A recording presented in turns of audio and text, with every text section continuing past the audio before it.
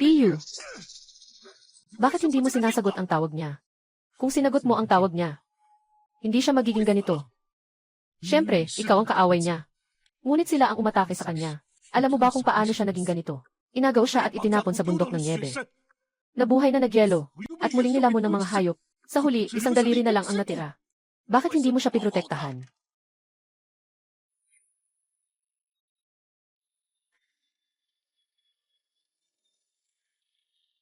Espiritu. Espiritu.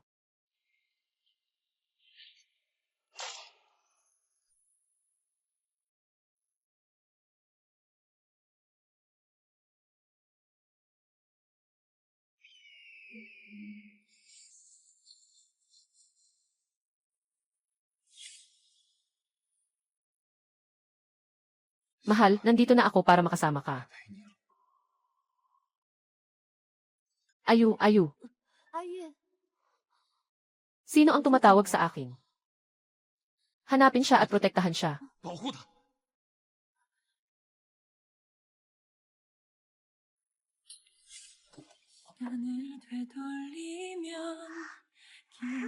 Tita, magluluto na ako ng hapunan.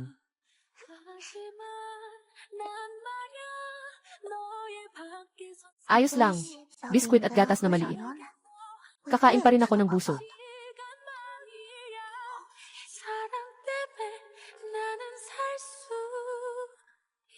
Iyo ba yun, aso?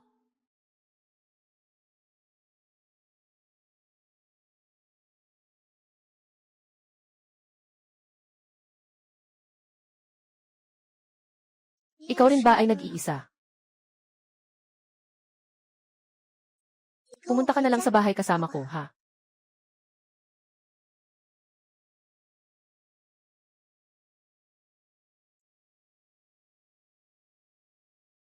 Aalis ako para kunin ang kumot mo, para hindi ka magkasakit.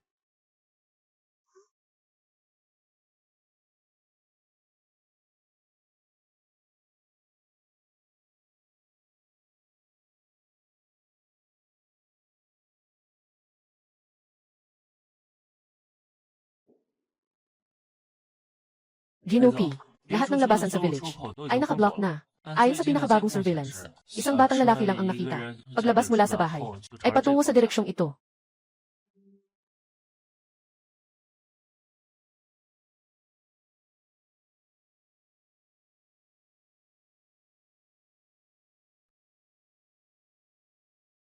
Tito, sino ka? Ako ang kanyang tatay. Nandito ako para hanapin siya. Talagang hindi siya sinasadyang naligaw. Sa kanyang isipan, ay may malubhang sakit. Noong nakaraan, ay patuloy na tumatanggap ng paggamot sa ibang bansa. Kahapon lang siya bumalik sa bansa, at nag-isa siyang tumakas. Matagal na naming hinahanap siya. May sakit ang kanyang isipan. Malaki ang naitulong mo sa tiyuhin. Bilang pasasalamat, tatay pwedeng pumayag sa'yo. Sa kahit anong hiling mo. Kung ngayon, hindi mo pa alam kung ano ang gusto mo. Kapag naisip mo na, pwede kang pumunta dito anytime. Naisip ko na. Para sa isang batang babae sa ganitong edad, walang iba kundi mga maliliit na laruan. Sige, sabihin mo. Magiging mabait siya. Siguradong magagamot ang sakit niya. Kaya, Tito, huwag mong basta-basta susuko sa kanya, okay? Sige, pumapayag ako, Tito.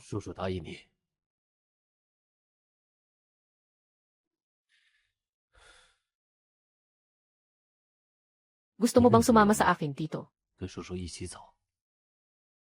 Hindi na, salamat.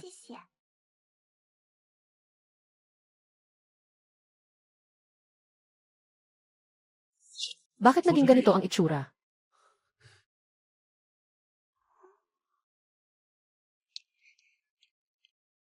Ang mga magulang niya, dumating na para sunduin siya pa uwi. Ang saya naman. Ang mga magulang ko, kailan kaya sila babalik? Ginoo Pei, kahit na ang may-ari ng villa ay pinagtagpi-tagpi ng tao ang ebidensya. Pero ayon sa investigasyon, dapat ay may kaugnayan sa Shen pamilya. 2 taon na ang nakalipas nang mangyari ang insidente sa Shen. May kaguluhan sa loob. Pagkatapos ay pinalitan ng mga sangay ng Shen ang pangunahing pamilya. Hindi na kasing lakas noong una. Itong batang babae, noong panahong iyon, nakita siya sa villa, Ang pangalan niya ay Shen Lichu. Ginoo Pei, ilang minuto ang layo ng pamilya Pei mula dito. Mga 10 minutong biyahe sa sasakyan. Hindi alam ni Young Master. Paano niya pinuntahan doon?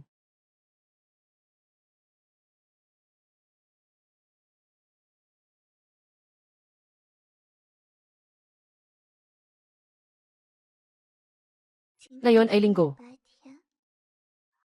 Hindi na naman darating ang tiyahin para magluto. Tatay, nanay. Kaya ko namang mag-isa. Kumain, matulog at pumasok sa paaralan. Mabait ako. Kailan kayo? Magsusundo sa akin pa uwi. Tatay, nanay. Tito, may iba pa bang bagay? Bata, anak ng tito. May malubhang sakit ang bata. Ngunit ayaw niyang tumanggap ng paggamot. Maaari mo bang pumunta sa bahay ng tito at hikbiin siya? Sabi ng guro, hindi ako basta-basta makikipag-uwi sa mga estranghero. Ang anak ng tiyuhin ay si Peiyu. Ang kanyang ina ay isang mananaliksik. May sarili siyang mga tungkulin. Hindi siya makasama sa kanya palagi. Ngunit ang kanyang sakit ay malubha na. Kung hindi siya agad magagamot, ang kanyang ina ay hindi na makikita siya kailanman. Kuya, magandang araw. Sige na, umalis na tayo.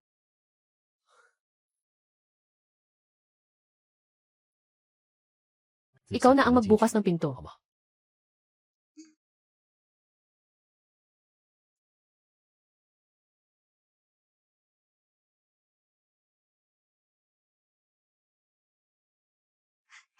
Gusto mong maglaro ng taguan.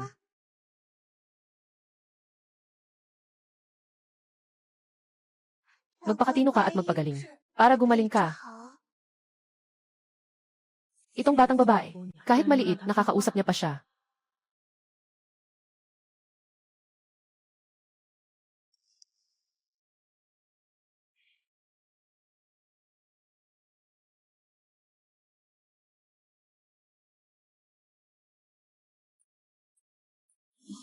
Gaano kalaki ang sansa? Bago pa man dumating yung batang babae. Ako ay may 1% lang na tiwala. Pero batay sa nakita ko kanina, ako mismo ang humusga.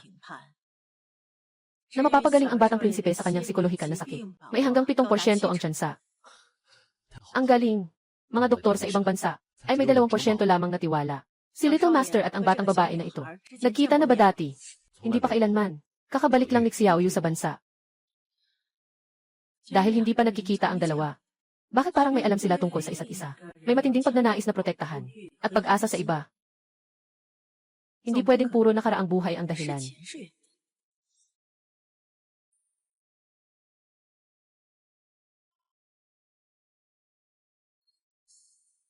Pakiramdam mo ba mas okay na? Mahal na mahal ka ng mga magulang mo. Kailangan mo ring magpagaling ng mabuti. Uwi na ako. Mag-ingat ka. Babalik ako sa susunod para makipaglaro sa'yo. Tatay at nanay, uwi na ako. Mahal kong maliit. Siya ay magiging kanya lamang.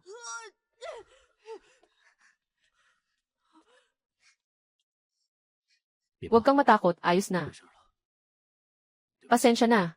Dadaling kita kumain ng masarap. Ang daming masasarap. Okay ba?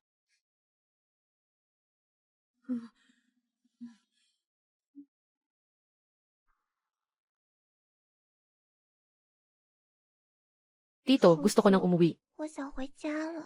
Kumain ng kaunti. Pagkatapos kumain, ihatid ka ni Tito pa uwi.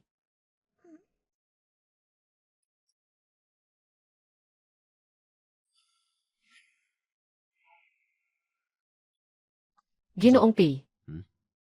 Simula nang dumating si Genli, Shen sa villa, maliban sa katulong, walang sinuman ang bumisita sa kanya. Simula 1 taon na ang nakalipas. Kahit ang katulong ay nagsimulang magpabaya sa pag-aalaga. Sa katapusan ng linggo, hindi na siya pumupunta. Ano ang kinakain niya? Noong araw na iyon nang kunin ang binata. Ang nakita kong biskwit at gatas. Marahil iyon na ang pagkain ni Genli. Shen. Ginoong Pei. Mukhang, hindi na alintana ng pamilya Shen siya.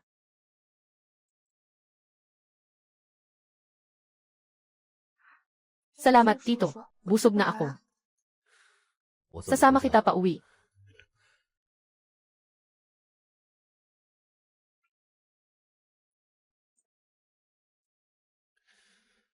Xiaoyu. Natakot mo siya. Alam kong matalino ka. Pero bago ka matutong magpigil, hindi ko napapayagang makita mo siya.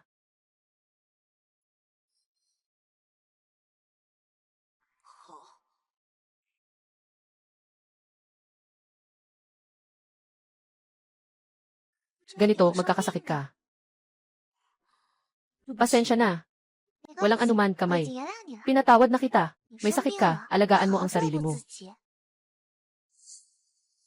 Kailangan ko na rin pumasok sa paaralan. Hindi pwede. Bakit? Paaralan ng mga bata. Sa ngayon, hindi tumatanggap ng mga ganitong bata. Ano ang kailangan mo?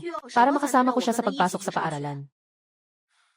Kailangan mong makipagtulungan sa doktor para sa paggamot. Kailan siya papayag?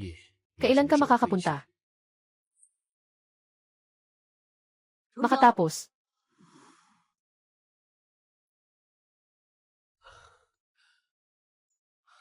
Sasama ka ng tito mo sa paaralan.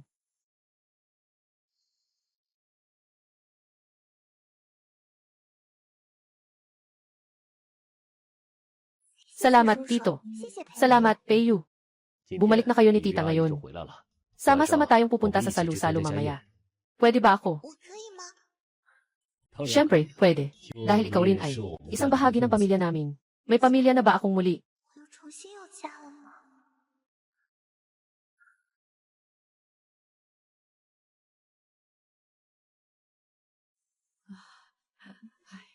Ay naku, ito na si Lily, di ba? Ako ang inyong lola. Magandang araw, lola. O, mga bata, halika na. Doon kayo sa tabi, maglaro na kayo. Maraming bisita ang dumating ngayon. Dadaling ko kayong dalawa para makilala. Tara.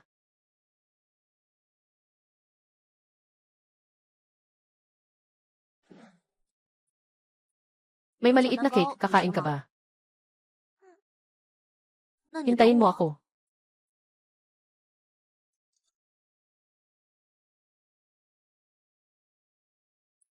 Ikaw pala si Shen Lichu.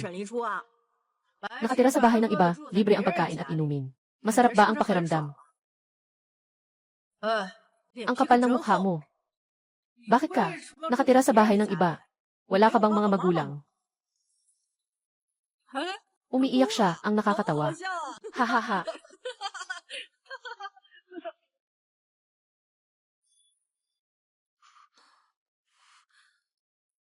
Bakit hindi mo siya pinoprotektahan?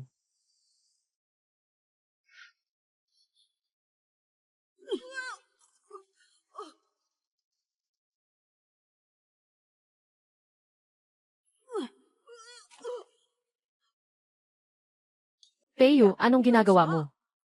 Ako ang iyong pinsan na lalaki. Ikaw talaga. Para lang ipagtanggol ang isang batang kalye, sinaktan mo ako. Mag-aalala ang mga tito at tita natin. Siya ay aking pamilya. Walang sinuman ang pwedeng manakit sa kanya. Little one, halika dito. Saan tayo pupunta? Uwi na. Hintayin mo akong lumaki ng kaunti. Kapag pumayag na si Papa na makasakay ako ng bisikleta, sasakay ako ng bisikleta at isasakay kita pa uwi. Piyu. Kagaya ng mga magulang ko. Ano? Kasing mahalaga. Mahal na mahal. Sisikapin kong protektahan ka.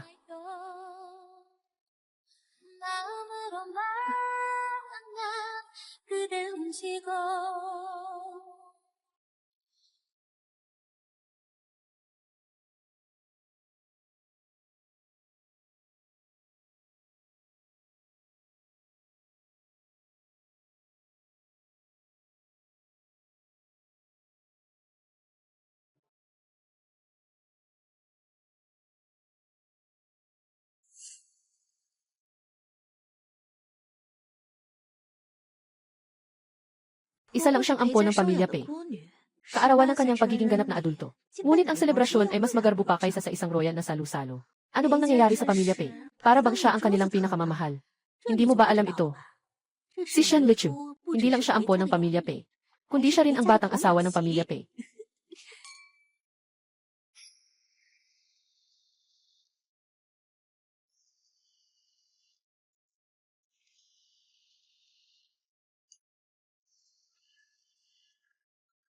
Ang pintuan ng Pamilya Pei ay hindi tumatanggap ng mga tsismoso.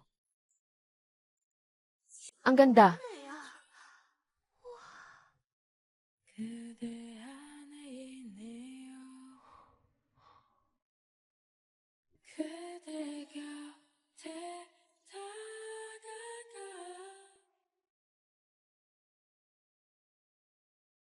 Ito ay aking sariling, pinalaki na batang babae.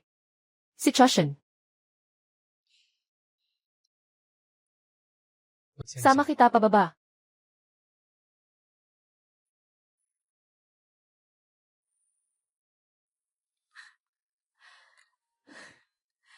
Kung dumating ang araw ng kasal ni Lily. Anong kasal? Sobrang estranghero na iyon. Tawagin na lang itong bagong pagtatayo ng pamilya. Narinig ko na ang pamilya Gu sa hilaga ng lungsod. Napakamahalaga. Nalagaan ko ang aking anak na babae ng mahigit 20 taon. At kinuha siya ng isang batang lalaki, gamit ang isang supot ng mga dalandan. Kung sino mang mahirap na bata, ang mangahas na lokohin si Lily. Bukas ay gagawin kong masamang bata siya. Sa susunod na araw, magiging 3 masamang bata siya. Tama. Kailangan kong bigyang diin kay Peyo ang ilang bagay. Bantayan mo si Lily ng mabuti. Hindi si Lily na walang alam sa tama at mali. Kundi ikaw na anak. Malaki ang posibilidad na siya ay may pagka-obsessed sa pag-ibig. Bigyan mo ng maraming payo ang anak mo. Lily, congratulations, sa wakas ay adulto ka na. Salamat, Piyu. Bakit parang ikaw pa rin noong nasa kindergarten ka? Ganyan ka pa rin ka-interesado sa pag-agaw. Ito ay regalo ko para kay Lily. Kung wala namang problema, maaari ka nang umalis. Hindi pwedeng ganyan, Piyu. Si Changyan ay kaibigan na lumaki kasama natin. Sino ang kaibigan niya? Sino ang kaibigan niya? Tara na. Ginoo, may regalo mula sa pamilya Shen. Walang Shen sa listahan ng mga bisita. Paano sila makakapagbigay ng regalo? Pamilya Shen. Si Lily ay Shen din. Posible ba?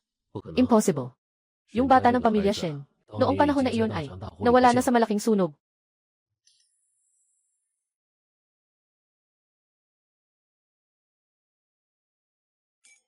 Sakit ni Peiyu. Halos ayos na ang lahat. Nagsimula na 3 years ago. Kasama si Uncle Pei. Sa pag-aasikaso ng negosyo ni Pei. Kailangan kong doblehin ang pagsisikap ko. Para sa hinaharap, makapagtulungan pa rin kami ni Peiyu. Pasensya na po. Pwede bang malaman kung paano pumunta sa banyo? Nasa 2 palapag ang banyo. Sasama na lang ako sa'yo. Salamat, pasensya na. Alam mo ba ang Wang Jingshenjia? 20 taon na ang nakalipas. Ito ang tanging pamilya na maaaring makipagsabayan sa pamilya Pei. Hindi masyadong alam. Pagkatapos, ang nagmamay-ari ng pamilya Shen ay misteryosong nawala. Nagkaroon ng kaguluhan sa pamilya ng mahigit kalahating taon. Sa huli ay, ang asawa ng nagmamay-ari ng pamilya Shen ang nagkontrol sa sitwasyon. Nakakabahala rin. Malinaw naman na maaari niyang gawin. Kontrolado niya ang pamilya ng Shen. Pero naninindigan siyang nasa gilid lang. Nag-ampon siya ng isang tagapagmana. Kaya dapat siya ay isang matapat na tao. Siya ay isang mabuting tita. Mula dito, akyat ka sa 2 palapag. Makikita mo na ang banyo. Maganda ang iyong mga mata.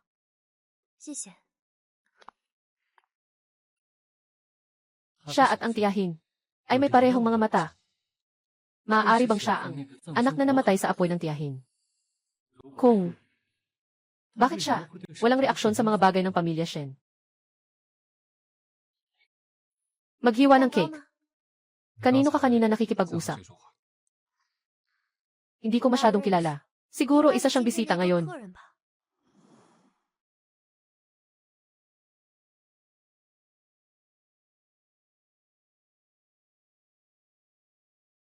Pasensya na. Paano po pumunta sa banyo? Yung lalaking tinatawag na Shen Jinxing. Kasing gaya ni Xi Changyan. Walang mabuting intensyon.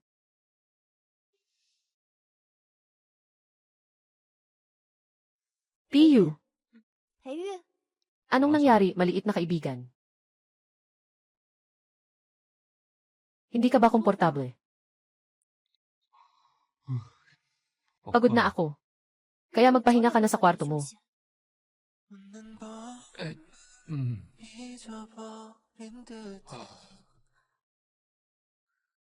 Matulog ka na sa sarili mong kwarto. Mas magiging komportable ka. Pero mabilis lang. Kailangan mong samahan si Mama sa seminar. 1 linggo lang. Sige na, sige na. Kailangan kong bantayan kang matulog. Magkakaroon ka na naman ba ng masamang panaginip? Yung mga piraso ng mga larawan. Ngayon, iba ito sa dati.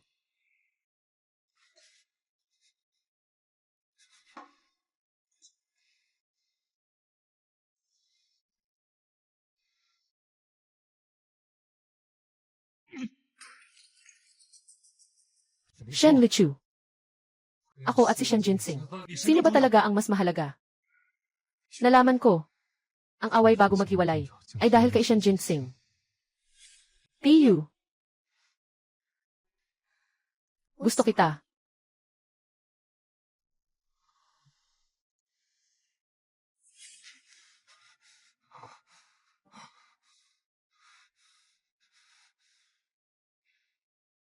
Simula pa noong bata pa ako, hindi ko gusto si Xichang yan na lumapit sa kanya.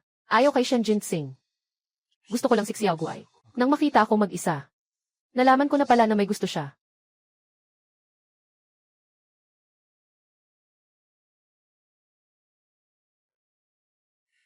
Piyu, nanaginip siya ng masama.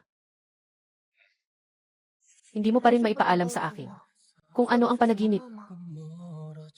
Hintayin mo akong malaman kung bakit ko napanaginipan ito. Tiyak na sasabihin ko sa iyo. Tara, matulog ka na. Masama ang matulog sa sahig.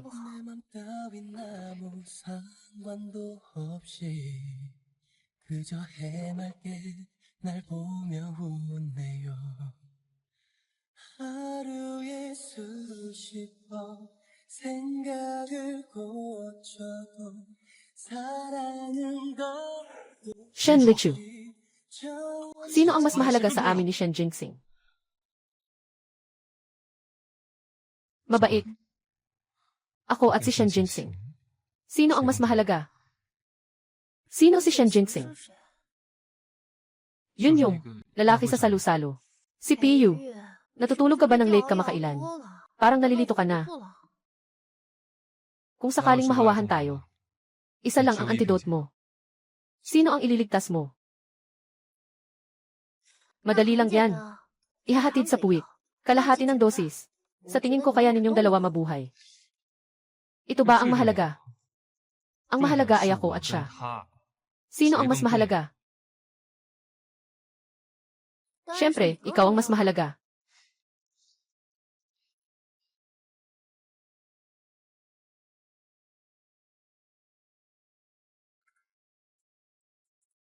Sabi ni Peiyu, gusto mo talaga yung brand na ito. Strawberry milk. Maganda ang mga mata mo. Parang sa isang nakatatanda ko. Hindi ito si Shen Jinsing. Na unang pumuri sa mga mata ko. Kumusta naman ang nakatatanda mo? Hindi masyadong maganda ang kalagayan. Hindi masyadong maganda. Maaari mo siyang hikbiin. Para tumingin siya sa hinaharap. Sa tingin ko, may magandang koneksyon kayong dalawa. Gusto mo bang makilala siya? Kailan kayo naging ganito ka-close? Magsimula ka na sa klase.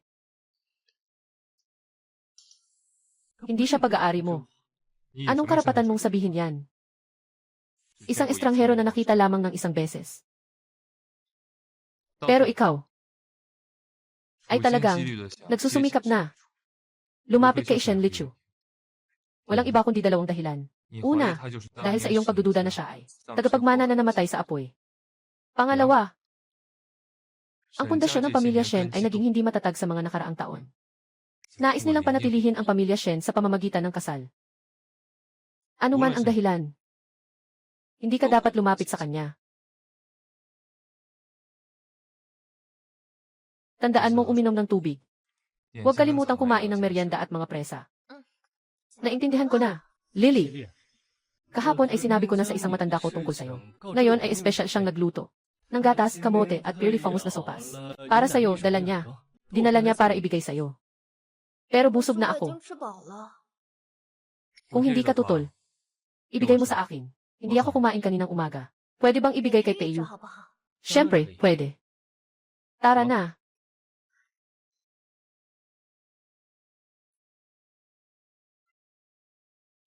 Sa susunod, isipin mong pasayahin si Xiao Guai. Tandaan, huwag bumili ng mga murang matamis. Masama ang ngipin niya. Bihira ko siyang pinapayagang kumain ng mga ito. Anong panahon na ba ngayon? Kayo, pamilyang Pei, nasa ganitong sistema pa rin ang mga bata. Saan mo narinig ang tungkol sa batang asawa? Bakit, naglakas loob kang gawin pero ayaw aminin? Si Xiao Guai ay hindi ko batang asawa. Ako ang asawa ni Xiao Guai na inaalagaan mula pagkabata. Asawa na inaalagaan mula pagkabata.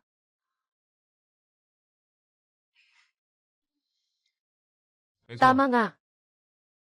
Shen Jinxing, anong meron ka para makipagtalo sa akin?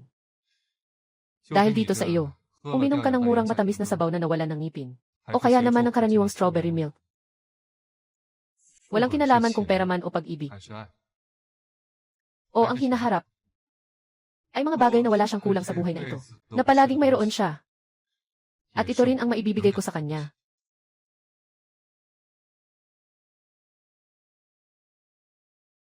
Ito ang ibinigay sa akin ng tatay, na abebe.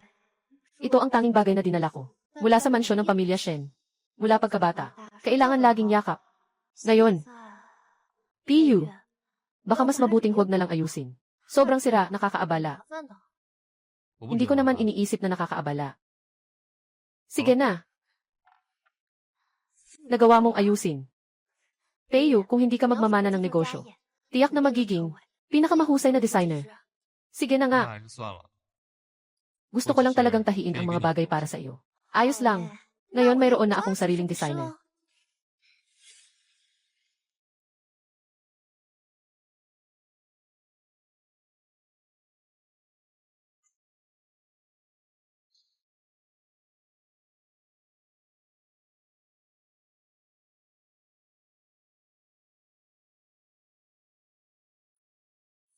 Ayos na, ganito na ang usapan. Kailangan mong itago ito. Piyu, hindi ka ba nangako sa akin na hindi mo kailanman makikita si Shen Jinxing? Piyu, dapat sana ay hindi ako makikipagkita sa kanya. Pero sinabi niya na may mahalagang bagay siyang sasabihin. Anong mahalagang bagay? Pasensya na, pero nangako ako kay Shen Jinxing na hindi ko maaring sabihin sa iyo. Naghiwalay na kami. Huwag ka nang tumawag sa akin. Piyu.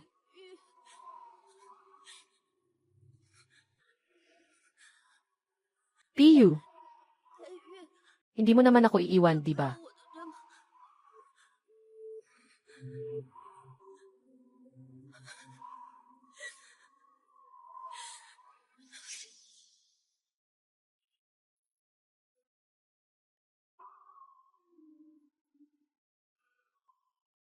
Magising ka. Sa tingin mo ba ito ay isang masamang panaginip? Akala ko'y mga masamang panaginip lang iyon. Ngunit ito ay nakaraan. Mga totoong pangyayari. Piyu, ayos ka lang ba? Isa lang iyon na bangungot. Kapag nagising ka na, hindi ka na kailangang matakot.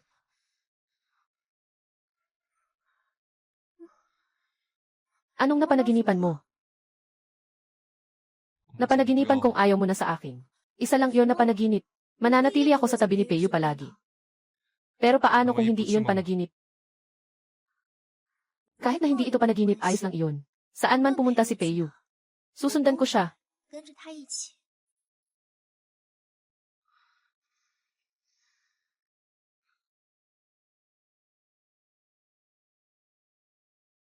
Nasaan ang gusto ko? Ginoong Pei. Ang insidente na pinagawa ninyo sa akin ay talagang nangyari. Ngunit ang pangalan ng namatay na babae ay hindi Shen Lichu.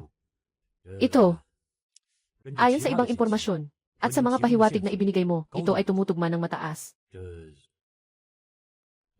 Tingnan mo ito. Ito ay mga materyales sa investigasyon. Salamat, Boss P.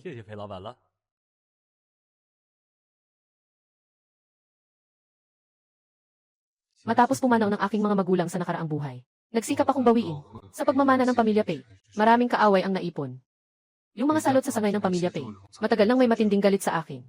Ang pagdukot kay Xiao Guai para sa paghihiganti sa akin ay talagang may katwiran. Pero paano naman ang mga tao sa pamilya Shen? Sila ay nasa baluktot na balak na ito. Anong papel ang ginampanan? Ay nakatingin lamang o nakikialam?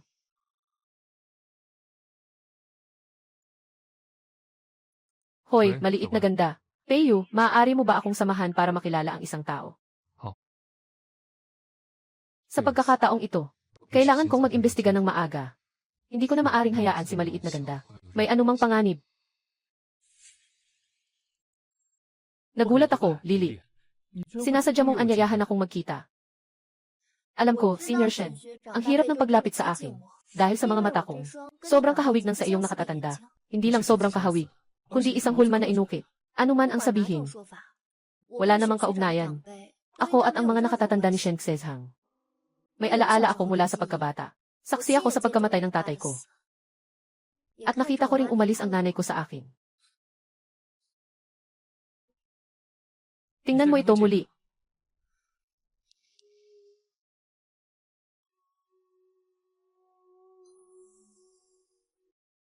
Pasensya na, Senior Shen. Hindi ito ang alaala ko. Nang itsura ng mama, sa larawan, na may puting bulaklak na kumot. At si Xiao Guai na abebe, nakasing tingkad. Ng babae sa larawan. Siya ang ina ni Xiao Guai. Pero bakit niya kailangang SDNA? Lily. Baka naman, sobrang tagal na ng alaala mo. Nagkaroon ng pagkakaiba. Senior Student Shen, malinaw ang alaala ko. Lily. Alam ko na ang susunod kong sasabihin ay maaaring makasakit sa iyo. Pero maaari ba kitang hilingin na makipag-ugnayan sa aking nakatatandang kamag-anak para sa isang faith test? CJ, itakda na lang natin sa Sabado.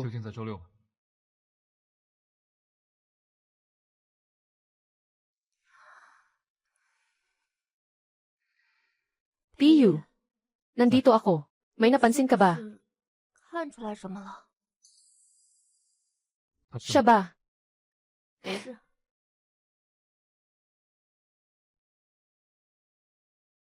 Handa ka na bang umamin? Hindi pa. Walang anuman. Kapag naisip mo na, sabihin mo sa akin. Ang paternity test sa Sabado. Nandito ako para sa lahat. Kapag nandyan ka, wala akong kinatatakutan. Lily, ang aking nakatatandang kamag-anak, nasa silid ng ospital sa itaas. Gusto mo bang tingnan siya? Sandali lang, okay ba? Hindi ito ang tamang oras. Nirerespeto ko ang iyong desisyon. Hintayin natin ang ulat ng pagsusuri. Pagkatapos ay pag-usapan natin. Lily, aalis na ako. Bakit ayaw mong makita siya? Masama ba ito para sa iyo? Mabuti ang lahat ng mga nakatatanda sa akin. Ngunit, ako ang batang hindi inaasahan.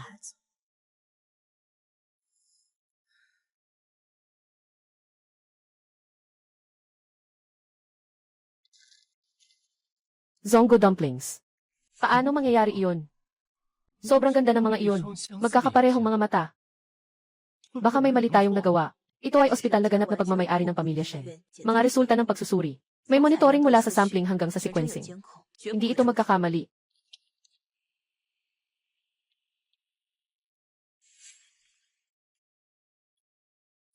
Apelyido ay Song. Ilang dekada na ang nakalipas sa Wangjing. Totoo nga may angkang Song. Dahil sa pagkakasangkot sa financial na krisis. Biglang bumagsak. Hindi inaasahan na may ganitong ugnayan sa Shen. Sa pamilya Shen. Magandang araw po, Tia. Ako po si Peiyu, kaibigan ni Shen Jinsing. Ang bulaklak ay napakaganda. Basta masaya ka, okay lang. Hindi nakakapagtaka kay Shen Jinsing. Sa isang pares ng mga mata lang, nakafocus na siya kay Xiao Guai. Talagang sobrang kamukha. Tita, may kailangan pa akong gawin. Uuna na ako.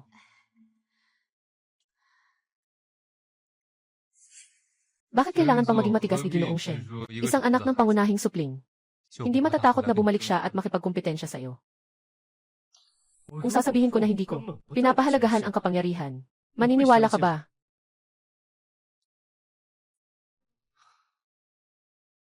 Ako ay pinalaki ni Tia mula pagkabata. Gusto ko lang na tumagal si Tia ng matagal. Sa pinakahuli hanggang Hulyo ngayong taon, ang pamilya Shen ay magdaraos ng salu-salo para sa nawawalang babae, para sa kanyang pagbabalik. Tungkol naman sa babaeng babalik, kung siya ba ay tunay na anak ng tiyahin. Ito ay talagang hindi gaanong mahalaga. Paghahanda ng kapalit. Ang paraan ni Ginoong Shen ay mas tuwiran kaysa sa inaasahan ko. Mas gusto ko na makabalik si Shen Lichu. Baka maaari mo siyang hikayatin. Mas mabuti para sa kanya ang magkaroon ng katayuan bilang tagapagmana ng Shen. Makakabuti ito para sa kanya. Ang resulta ng faith test. Hindi pa ba ito malinaw?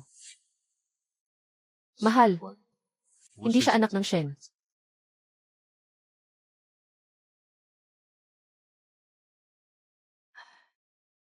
Lola Lee.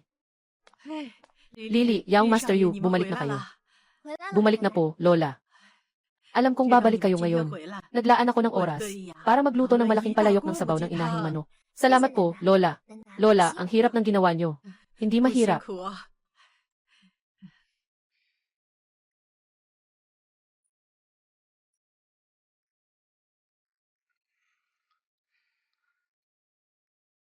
Tingnan mo, maliit na giliw.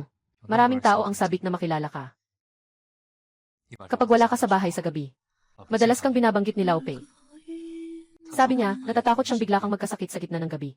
Yung huling sanaysay na sinulat mo, naka-frame at nakasabit sa opisina niya. Sinasabi na basta't makita ang mga sanaysay mong isinulat, lahat ng pagod ay mawawala. At ang workaholic na si Gyan, madalas na tumatawag para magtanong tungkol sa iyo. Mahal na mahal. Napakaraming tao ang nakapila upang mahalin ka. Hindi ka naman hindi inaasahan. Sanggol na isinilang. PU.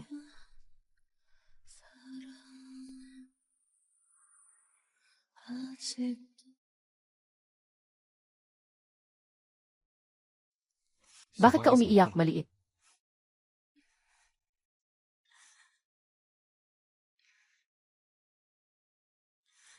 Sa totoo lang, naaalala ko ang mommy at daddy. Dahil ako ay ipinanganak na maaga. Sabi ni Lolo, ako ay lumaki sa mga bisig ng daddy. Pero hindi masyadong gusto ng nanay ko ako. Hindi siya umaasa sa aking pagsilang. Nang ako'y isilang, isang beses gusto niyang patayin ako. Huwag nang umiyak. Huwag nang umiyak. Huwag kang umiyak.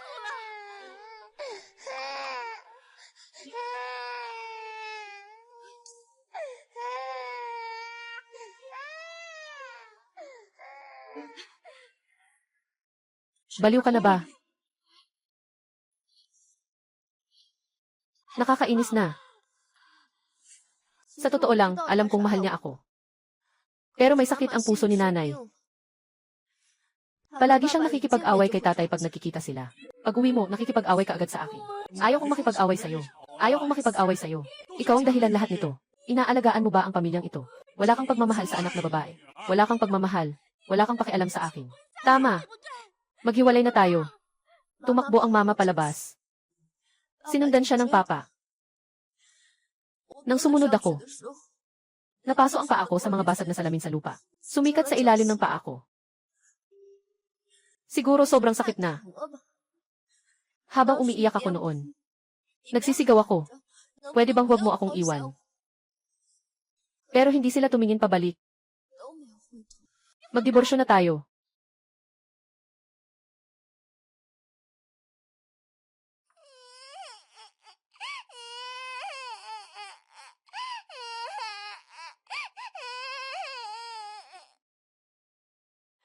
Muling magising.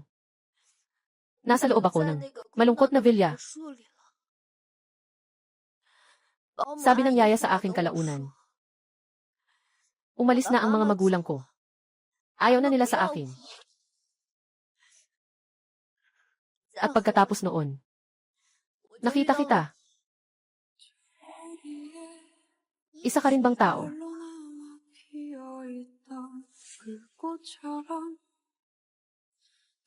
Mahal kong bata, pasensya na. Hindi ito kasalanan mo. Pasensya na. Sa nakaraang buhay, hindi kita agad natagpuan. Pasensya na. Pinaaalala ka sa napakaraming malungkot na bagay. Pasensya na. Sa lahat ng pinagdaraanan mong sakit. Hindi na ako malungkot ngayon. Dahil nandyan ka para sa akin. Mananatili akong nandyan.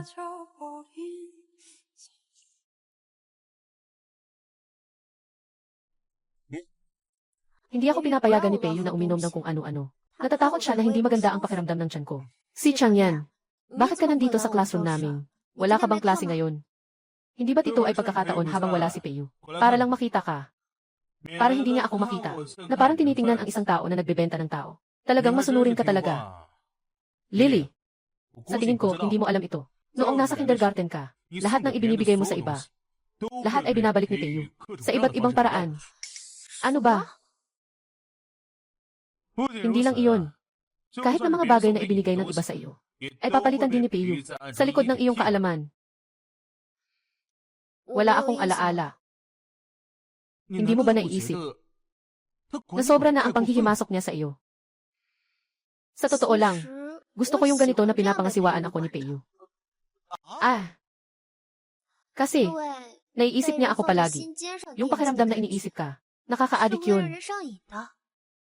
Noong bata pa ako, palagi kong iniisip na, isang dahon na walang may gusto. Si Peiyu ang nagdala sa akin pauwi. Mahinahon niya akong inaalagaan. Inaasikaso ang aking pagkain at pananamit. Inaalagaan ang aking mga kaibigan. Sa totoo lang, sinasabi niya sa akin na hindi ako walang may gusto.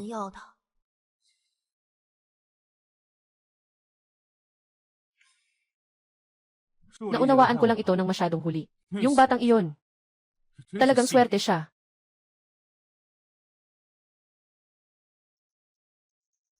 Talagang hindi mo maaring sabihin sa akin kung ano ang pinag-usapan ni Xi Changyan at ikaw. Kaya sino ang mas mahalaga sa amin ni Xi Changyan? Siyempre, ikaw ang pinakamahalaga. Maging pinakamahalaga ba ako palagi?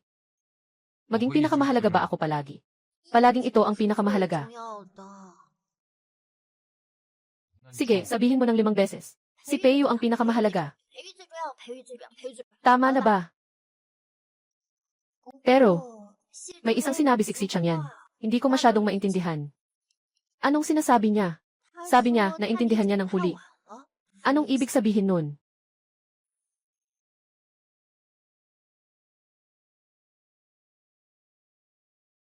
Ito ay para sa mga bata. Mga bagay na hindi nila dapat malaman. Peiyu. Nandito si Peiyu.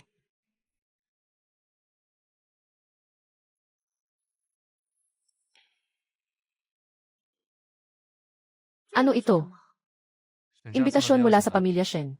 Sinasabi na gagawa sila ng isang salu-salo para sa kanilang na nawalang panganay. Gusto mo bang pumunta?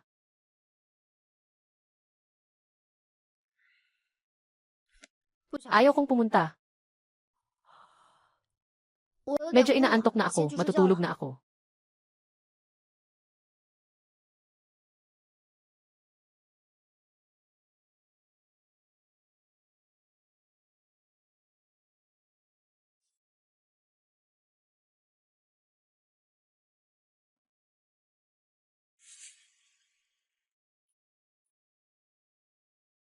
Ang pamilya Shen ay magdaraos ng salu-salo para sa panganay. Alam na namin noon pa. Si Xiaoyu, tungkol kay Lily, bakit mo kami itinago? Gusto ko lang sanang maging handa siya. Para siya mismo ang magsabi sa inyo. Masyado siyang sensitibo sa mga bagay tungkol sa pamilya Shen. Ayaw kong pilitin siya. Nakaraan ng mga magulang ni Lily. Gaano mo ba ito kakilala? Kailangan ko lang malaman na iniwan nila si Xiaogu ay bata. Huwag mong isipin na masama ang tao. Mas komplikado ang mga pangyayari noon kaysa sa iniisip mo. Mahigit 20 taon na ang nakalipas. Ang pamilya Song ay katulad ng pamilya Pei. Pareho silang mga kilalang angkan, dahil ang pamilya Shen ay nagdusa ng pagkawasak. Ang ina ni Lily, si Song Yumian, ay ang natitirang dalaga. Lumapit siya sa ama ni Lily, si Shenje, upang maghiganti. Sa prosesong ito, nagmahal siya kay Shenje. Si Song Yuming ay nasasaktan at gustong umalis. Para mapanatili siya ni Shenje, nagkaroon siya ng Lily. Pero, si Xiaogu ang pinakawalang kasalanan. Dahil may anak na ang Song family. Sa hinaharap si Lily, ito na ang anak ng pamilya Pei. Bakit hindi natin isama ang kanyang pangalan sa ating talaan ng pamilya? Magandang ideya yan. Napasama siya sa talaan ng pamilya. Si Lily ay mga nakababatang kapatid ni Xiaoyu sa pangalan. Pagdating ng panahon kasama si Xiaoyu, magmana ng angkan ng Pei. Sasama na rin sa natural na daloy. Hindi pwede yun. Bakit? Siguradong ayaw ni Xiao Gui. Tama ka naman. Si Lily ay sobrang bait. Kahit na ayaw niya sa loob. Para mapasaya tayo. Sasagutin din nila. Tungkol sa pagpasok sa talaan ng pamilya. Pag-usapan na lang natin mamaya.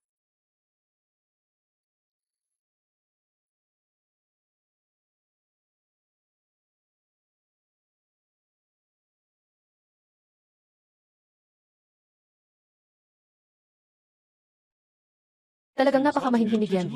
Shen, kung titignan mong mabuti, talagang kamukha siya ni Kim. Shen, hindi nakakagulat na magkapamilya sila. Salamat sa papuri.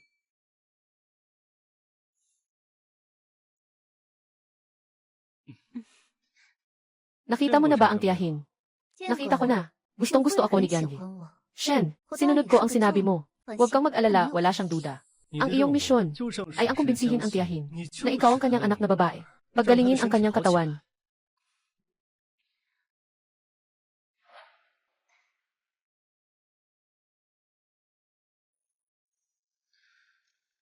Ihatid mo ako pabalik sa kwarto.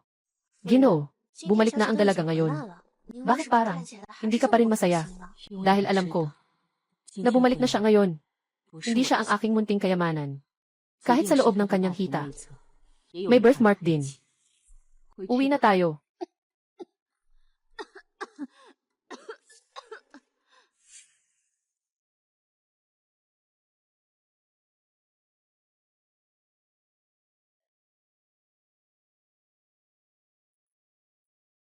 Tumingin tayo sa taas.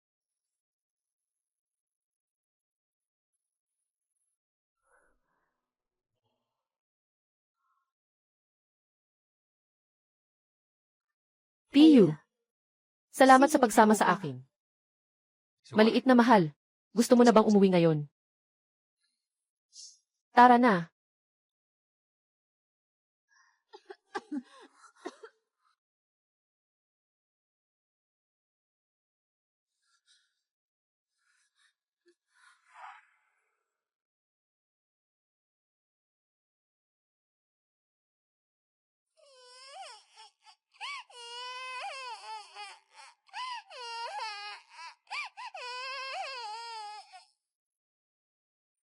Mahal.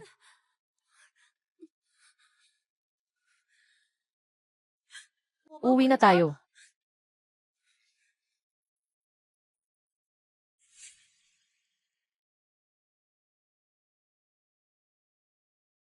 Lumalala ba ang kalagayan ni tita? Ginoong Shen, mahina ang loob ng ginang na mabuhay. Wala na kaming magagawa. Mayroon ka bang naipakita na kahinaan? Sinasunod ko lang ang sinabi ninyo. Gamitin ang parehong ekspresyon at tono kanina. Ulitin mo ulit. Sinasunod ko lang ang sinabi ninyo.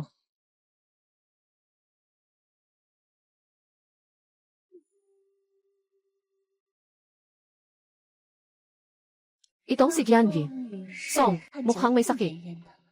Hindi naman siya agad mamamatay, di ba? Paano na ngayon? Buti na lang, nakatayo pa rin ako ngayon. Bilang anak na babae ng pamilya Shen. Kailangan kong mag-isip ng paraan. Nilang anak ako. Iniisip nila na pwede nila akong gawin. Parang isang anak na lalaki. Magbibigay ng cord blood at bone marrow. Ikaw ang pumili sa akin mula sa maraming anak ng pamilya Shen. Mula sa mga sangay ng pamilya. At dinala ako mula sa kailaliman. Tia, huwag mo akong iwan. Sisikapin kong mahanap si Xiao Bao para sa iyo. Talagang ikaw ito. Nagbihis ka ng ganito. Nandito ka para bisitahin ang tita, di ba? Lily, sama ka sa akin para makita ang tita. Kapag nagising siya at nakita ka, tiyak na magiging masaya siya. Ginoong Shen. Walang kinalaman si Ginang Shen at si Xiao Guai. Kahit na ito ay pampalubag. Dapat siya ang pangunahing tauhan ngayon. Si Shen Jinhee ay kasama. Ano? Alam ba ni Ginang Shen na ang anak na ito ay peke? Ikaw. Mabait na bata. Uwi na tayo.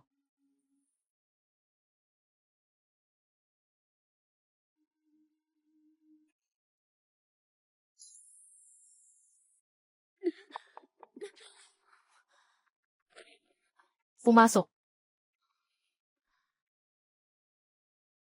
Naiinom mo na ang gatas.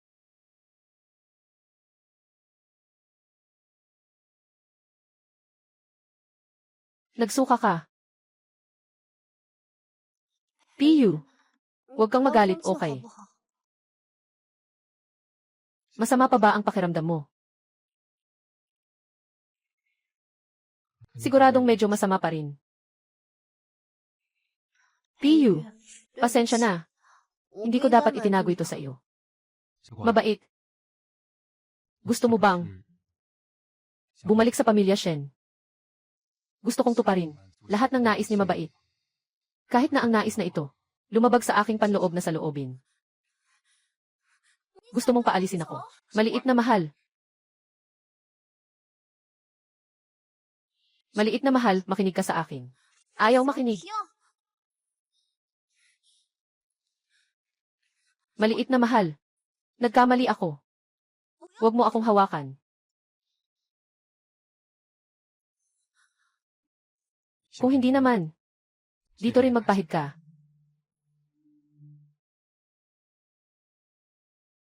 Masakit na ba ang kamay mo?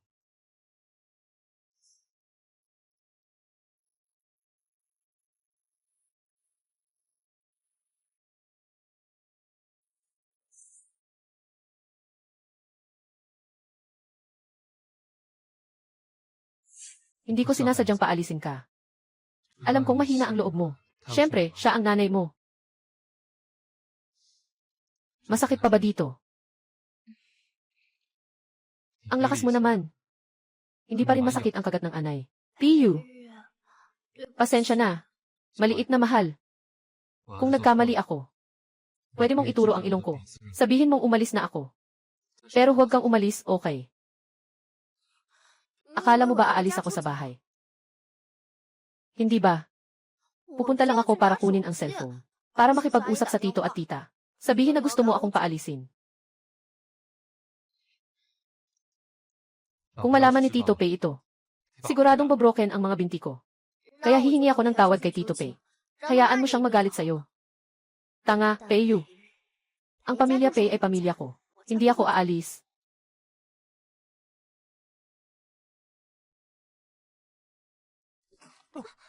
Pasensya na. Kung makukuha ko si Chang yan, kahit na si Shen Jinxing, ay makakabalik sa tunay na panganay ng pamilya Shen. Dapat rin akong igalang.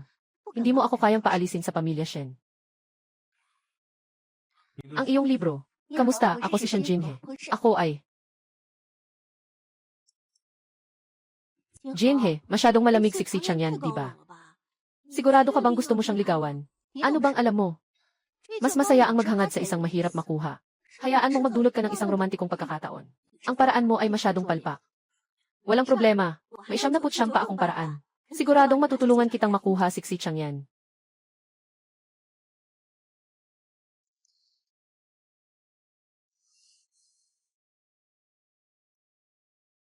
Si Shen Lichu na naman. Hindi ka pa rin nagsasawa makipag-agawan kay Peiyu. At gusto mo pang agawin si Chang yan.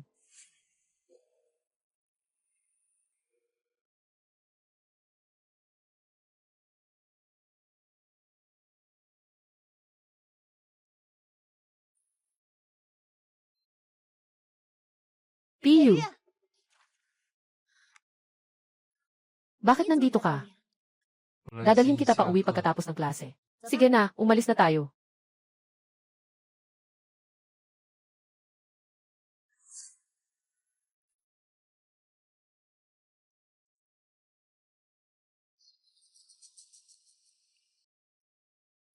Shen Jinhe.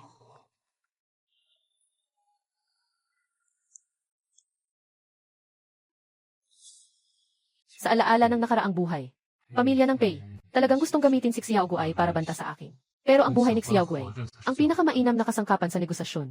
Maliban na lang kung may ibang nag-udyo na gustong samantalahin at kunin ang buhay ni Xiao Guai. At kasangkot ang pamilya ng Shen. Kaugnay kaya ito, kay Shen Jinhe.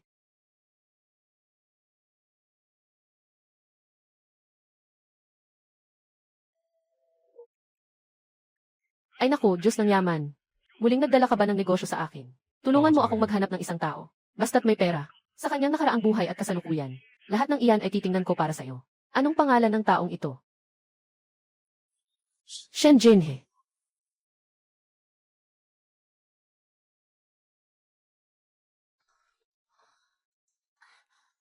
Marunong bang magtaga ng karayom? Hindi. Kung sakaling ang matandang manggagamot, biglang magka-interes, tutulungan kitang tumanggi.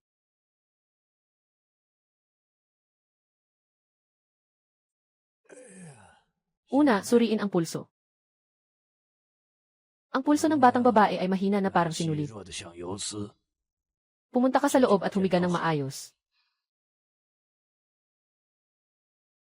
Kung siya ay mangahas na gumalaw ng karayom, bubuhatin ko ang mesa. Mabait.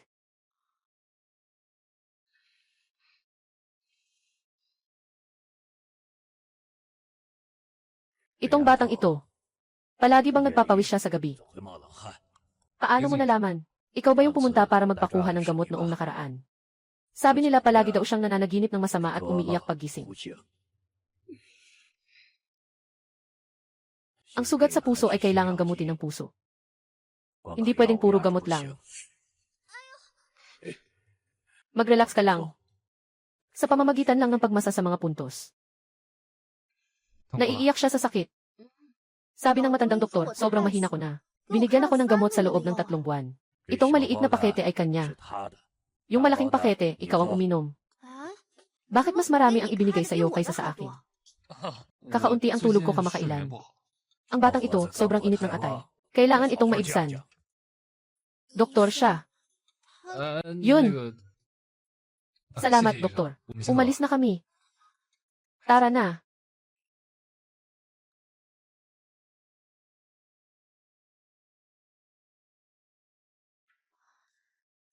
Bakit sobrang init ng iyong atay? May itinatago ka na naman ba sa akin? Nagtatago ka ba ng gabi? Ginoo, ginang. Mukhang may nakaparadang sasakyan sa harap. Mukhang sasakyan ni Senior Shen iyon. Bababaan namin ni Tito Chen para tingnan. Manatili ka sa sasakyan.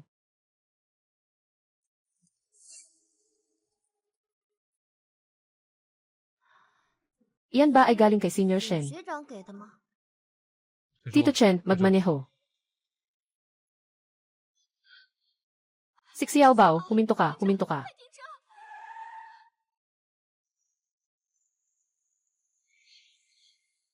Auntie, anong nangyari sa'yo? Iyo ay akin. Aking anak. Nawala siya. Aking anak. Nawala siya sa ilalim ng aking mata. Tulungan niyo ako. Tulungan niyo ako. Tia, ang pangalan niya ay Shen Lichu. Hindi siya si Xiao Bao. Hindi ako naniniwala. Naniniwala ako sa aking kutob. Yung isang sulyap kanina, sinabi ng puso ko, siya ang aking Xiao Bao.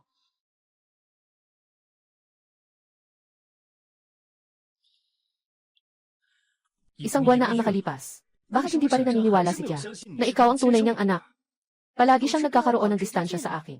Nakapag-ayos na ako ng mukha para magmukha kaming magkapareho ng mata niya. Pero ayaw pa rin niyang maniwala. Wala na akong magagawa. Hindi maitatago ang kasakiman sa iyong mga mata. Parang gutom na lobo na kumakagat sa masarap na karne. Sobrang hindi totoo. Sa huling kalahating buwan, kung hindi mo siya mapapaniwalaan na talagang anak ka niya, ibabalik kita sa dati mong lugar. Anong silbi ng pag-aalaga sa'yo kung wala kang halaga? Ano pang pinag-aaralan mo? Magpakasal ka na agad para makakuha ng dote para sa pamilya. Pero yung tao na iyon ay mas matanda sa akin ng 20 taon. Ano kung mas matanda ng 20 taon? Bata pa siya. Saan siya kukuha ng 100,000 dote? Kung ayaw mong magpakasal, sasaktan ko ang mga binti mo. Nahihirapan na ako na makasandal kay Shen Jinxing na malaking puno. Ayokong bumalik sa dating lugar na iyon. Huwag kang mag-alala. Tiyak na paniniwalaan niya ako.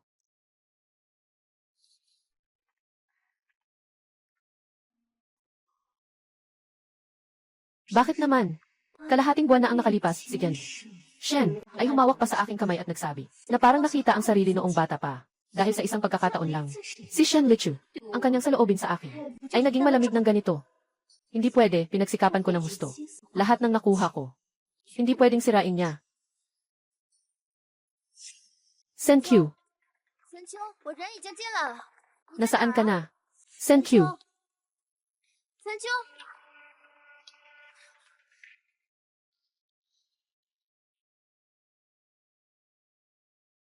Ibalik mo ang cellphone ko. Ibabalik ko ang cellphone mo. Hilingin mo kay Peyo na tumulong. Kasama si Xichang yan. Shen Lichu. Ikaw ay lumaki sa isang tore ng garing. Maliit na prinsesa ng kaligayahan. Na pinoprotektahan ni Peyo. Na parang isang walang kamay at walang paa na basura. Hindi naman. Ang pagmamahal na natamo ko. Mas marami pa kaysa sa iniisip mo.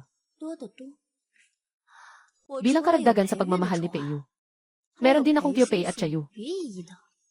Ikaw, meron ka ba? Shen Lichu, huwag kang magyabang. Tulad ng mga palikuran sa paaralan. May 10 o higit pa. Kahit na si Peyo ay isa-isang hahanapin. Kailangan din ng isang araw. Walang makakapagligtas sa'yo. Nasaan si Centurion? Hindi ka nga makalabas, nag-aalala ka pa sa iba. Siya. Nasa banyo lang malapit sa'yo. Katulad mo. Ano ang gusto mo? Ayaw kong lumapit ka sa pamilya Shen at kay Xichang yan. Kung hindi, mawawalan ka ng pagkakataon. Kung hindi, hindi mo kayang saktan ako. Ako ang panganay na anak ng pamilya Shen. Ano ang hindi ko kayang gawin? Talaga bang ikaw ang panganay na anak ng pamilya Shen? Ikaw ba? Anong ibig sabihin ng sinabi niya? Hindi ba si Xini ang anak na babae ng pamilya Shen? Hindi kaya. Kakaralang nilang ginanap ang salu-salo ng pagbabalik bahay. Kung sakaling ako ang nasa lugar niya, pwede ko ring sabihin na ako ang anak na babae ng pamilya Shen. Ako nga, ang anak na dalaga ng Shen na nawala ng maraming taon. Paano ito magiging peke? Baka masyado ka nang naging artista. Hindi mo na alam ang kaibahan ng pag-arte at realidad. Kawalang hiyaan. Gusto kong saktan ang mga mata mo. Tingnan natin kung gusto ka pa ni Peyo. Sino pa ang mag-iisip na ikaw ay ganito?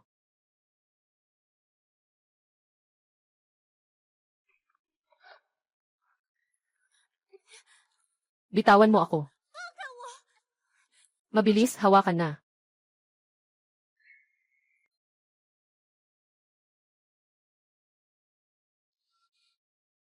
Ako ang anak na babae ni Shen. Hindi ka palalampasin ng Shen. Gusto mo ba na tawagan ko si Shen Jinxing? Para makilala niya. Sino ba talaga ang kanyang nakababatang kapatid? Paano mo nalaman? Peyo, talagang magtatangka kang saktan ako. Ang saksak na ito ay isang maliit na babala lang. Kung magtatangka kang saktan si Xiaogu ay, pinapangako kung hindi ka makakalabas ng buhay. Halimbawa, ihahagis ka namin sa malamig na bundok sa hangganan. Kapag lamog na ang iyong isipan sa lamig, at nakatingin ka sa mga ligaw na hayop, hinahati-hati kitang wasakin.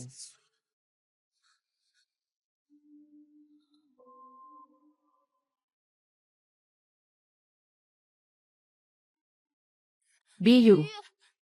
Alam kong darating ka talaga. Pasensya na, baby. Biyu. Mahigpit mong yayakap. Medyo hindi na ako komportable. Baby. Huwag mo akong iwan. Huwag mo akong iwan. Piyu. Ayos na. Huwag ka nang mag-alala.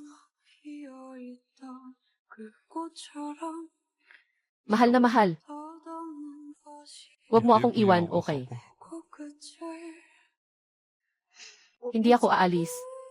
Nandito lang ako palagi.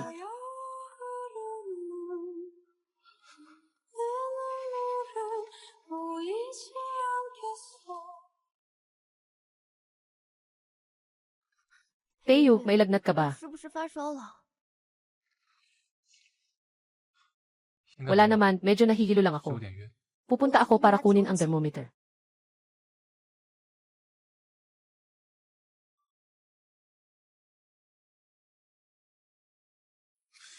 Ilang degrees?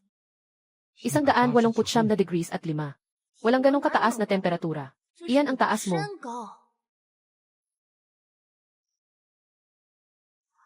39 na grado at 5. Ang taas naman nito. Kailangan kong makipag-ugnayan sa family doctor. Yung siksitsang yan na mahilig magreklamo. O isang, dalawang. Shen Jinxing, 1 at 8. Lahat sila ay hindi kasing galing ko. Tapos na. Si Peyo ay nalilito na. Nagsasalita na ng mga walang kwentang bagay. Sa normal, si Peyo ay sobrang mahilig makipag-ugnayan. Kapag may sakit si Peyo, mas triple pa ang pagiging mahilig makipag-ugnayan. Kailangan paluin para uminom ng gamot, paluin para uminom ng tubig. Kahit pagkain, pinapakain pa. At kailangan parang bata. Parang pinapainom ng gatas ang mga bata. Mabait. Sa tingin mo ba abala ako? Buka ka.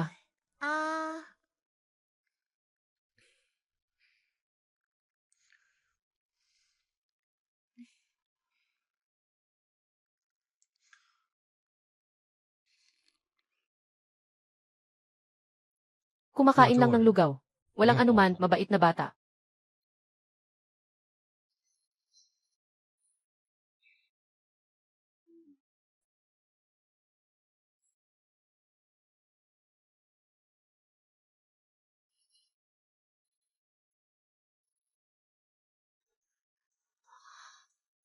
Bakit ganito? Mabait, maligayang bagong taon. Sa bagong taon, magkakaroon ka ng napakaraming pagmamahal.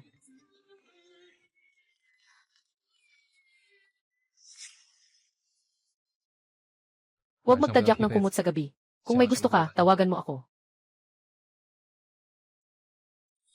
Sadyang karaniwan lang ang ating pakikisalamuha. Bakit biglang? Parang nababaliw ang puso. Normal ba ito? Lily, nag-away ka ba kay Peyu? Bakit ang pula ng mukha mo? QQ. Matagal na kaming lumaki ni Peyu. Kahit araw-araw magkahawak kamay kami. Pati ang temperatura ng tubig na iniinom ko. Tinutukso pa niya. Sabi mo, hindi ba ito kakaiba? Gusto mo ba siyang ganito sa'yo? Gusto ko. Kaya kailangan mong sundin ang iyong puso. Ang kapaligiran ninyo ni Peyu ay medyo kakaiba. Ang mga pangkaraniwang paniniwala ay hindi angkop sa inyo. Ganito talaga kami palagi.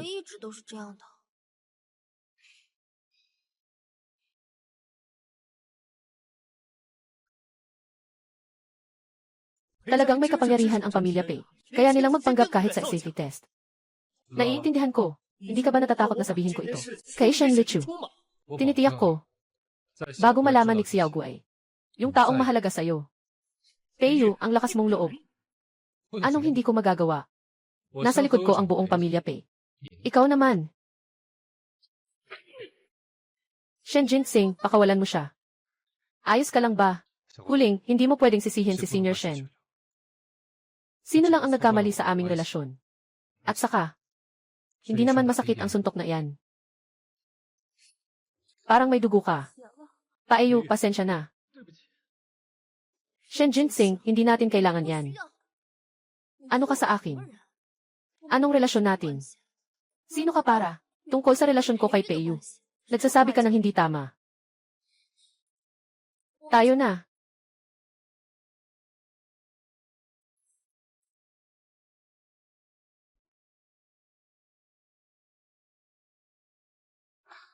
Magandang mood niya ngayon. Naging kwento pa niya sa akin. Tungkol sa paborito niyang pusa noong kabataan niya. Alam na ni Shen Jinsing. Shen Lichu. Siya ang tagapagmana ng Shen. Ano ang gagawin ko? Papalayasin ba niya ako? Gawin mo ang mga bagay na dapat mong gawin. Kahit na isang araw, handang bumalik si Shen Lichu. Ang mga pangakong pera at pagkakataon sa ibang bansa ay hindi mawawalan ng bisa. 10 milyong Swiss. Hindi ito sapat. Para kay Shen Lichu. Bakit hindi ko ito makakamit? Silid ni Peyu noong bata pa siya. Gaano nakatagal itong walang hangin. Linisin natin ito ngayon.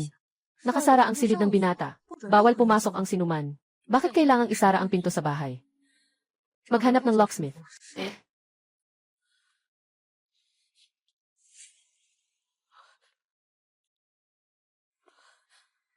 Ano ito?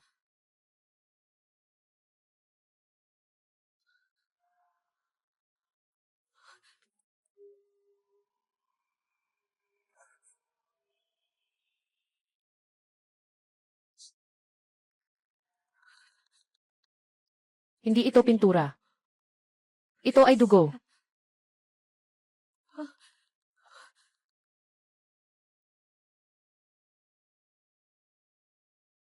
Ika-13 beses na. Ang resulta ng guro ngayon ay hindi katulad ng dati. Tama ba?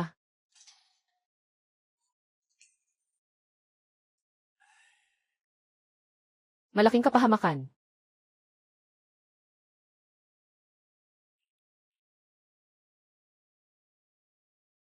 Siya na talagang nagbago. Ang landas na nakaraan. Ang mga tao sa loob ng pamilya Pei ay naipon na rin. Bakit pareho pa rin ang resulta? Saan ba nagkamali ang problema? Hello, Mama. Saan ka na? Naghahanap si Lily sa'yo. Nang bumangon siya, pagdating sa Wangjing, dumaan ka sa lumang bahay.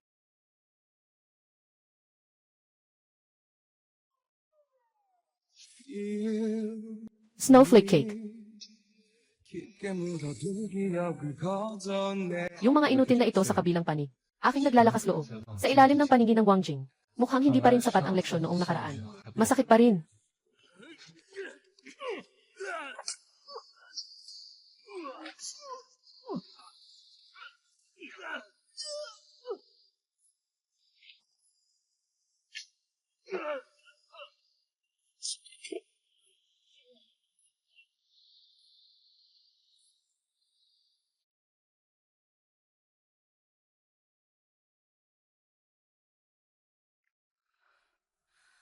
Inay at Itay. Anong nangyari sa kamay mo? Oh, aksidente akong nasugatan. Bakit niyo ako tinawag dito? Ano ang layunin ng mga ayos sa iyong kwarto? Ano talaga ang dahilan nito? Hindi mo ba alam? Kumuha kami ng mga profesional. Sinabi nila sa amin, ito ay tungkol sa buhay ng isang tao. Sakuna at sakit, direktang inilipat sa isa pang tao sa ilalim ng isang spell. Nasa loob nito ay ang iyong at nilili na mga kaarawan at oras ng kapanganakan. Hindi ka naniniwala sa mga ito sa pangkaraniwan. Naniniwala ako sa lahat. Handa akong subukan ang kahit anong paraan. Basta't maingatan siya ng mabuti. Handa akong gawin ang kahit ano. Bakit nga ba? Masama ang pakiramdam ni Lily. Pwede tayong maghanap ng doktor. Gusto ko si Xiao Gui. Gusto ko si Xiao Gui. Gusto kong makasama siya habang buhay. Piyu, sa puso mo, ano ba ang mas mahalaga na magustuhan ka ni Lily?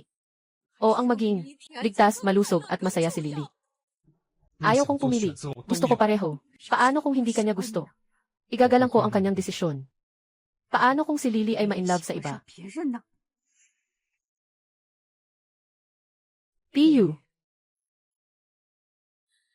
huwag mo nang lokohin ang sarili mo. Hindi mo kayang maging mapagbigay at mapagpakumbaba. Hindi siya maaring ma-inlove sa iba. Ako lang ang gusto niya.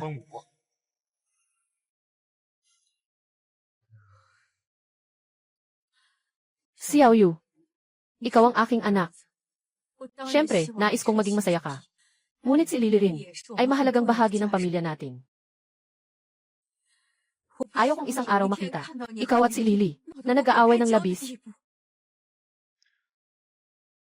Kaya, nanay, ano ba ang gusto mong mangyari para sumang-ayon ka?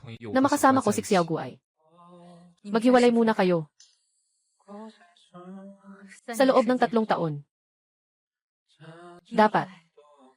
Sapat na ito para makapag-isip si Lily. Kung siya ay umaasa sa iyo o talagang gusto ka. Kung sigurado siyang gusto niya. Tayo. Hindi na tayo huli. Hindi ako sang-ayon. 3 taon. Sapat na para mangyari ang maraming bagay. Hindi ko kayang ipagsapalaran.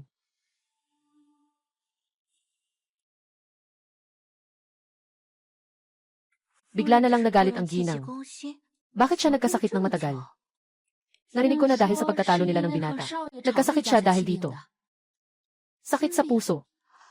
Ang sakit ng misis. Kailangan talagang itago ito kay Miss Lily. Bakit kailangan itago sa akin?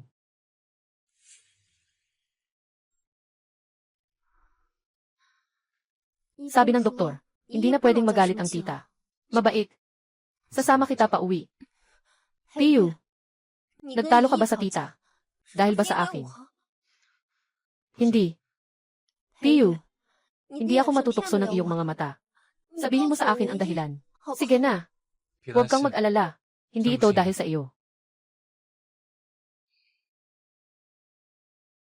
Baby, huwag kang umiiyak. Baby, Ayaw ko kayong mag-away. Ayaw ko rin na magkasakit si Tia.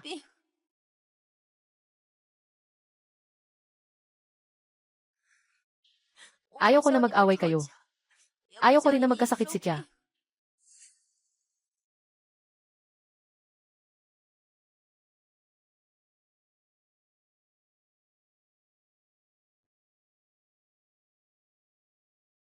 Bata ka. Subukan mo ito.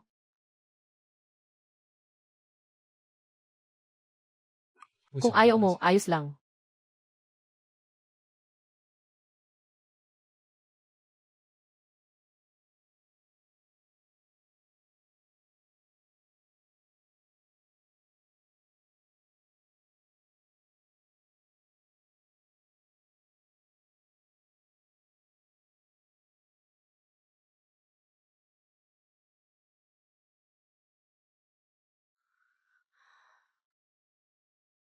Pasensya na, Peiyu. Ako, nakakita lang ng isang sulok. Si Xiao Guai ay, natakot na ba sa akin? Kung makita niya ang tunay na ako, tiyak na tatakbo siya palayo. Hindi na masyadong sariwa ang hipon. Huwag kumain.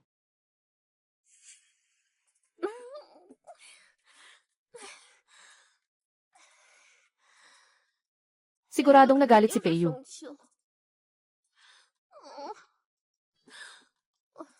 Paano ko siya ipapaliwanag? Talagang hindi ko siya kinaiinisan. Makinig ka sa akin, puso. Mabait si Peiyu sa akin. Dahil lang sa tayo, ay lumaki ng magkasama. Sanay lang siyang alagaan ako. At ako naman ay umaasa sa kanya. Hindi ito ang gusto ko. Naintindihan mo ba?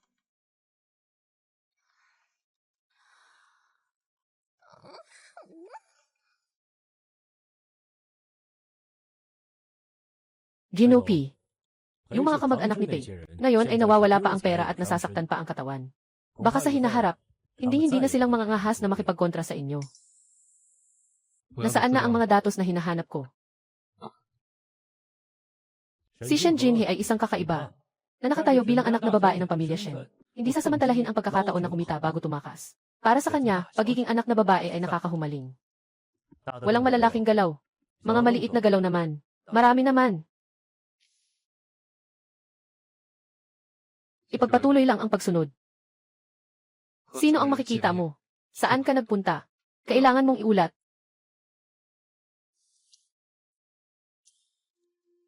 Huwag kang mag-alala.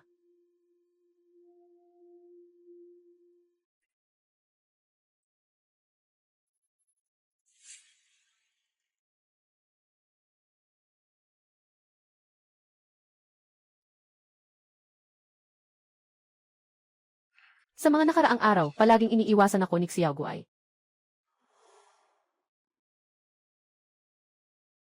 Xiao Guai, halika, uminom ka ng tubig. Ayaw kong uminom. Matutulog na ako.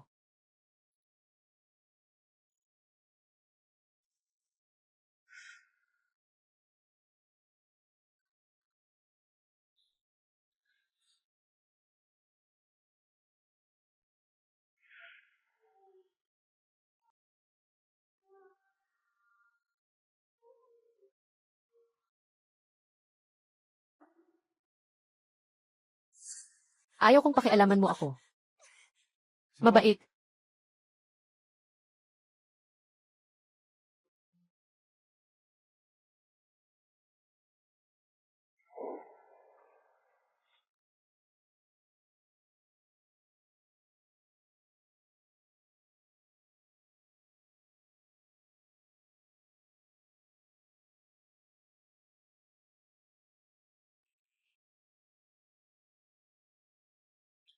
Peiyu, buksan mo ang pinto. Peiyu, buksan mo ang pinto. Buksan mo ang pinto, Peiyu. Siyempre narinig ko, ang ingay ng pagbagsak ng estante. Si Peiyu sigurado, may nangyaring bagay. Susi, hinahanap ang susi ng kwarto.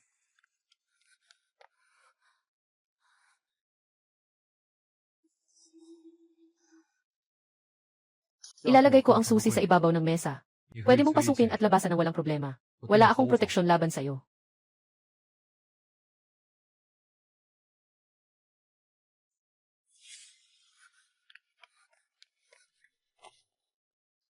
Nahanap na.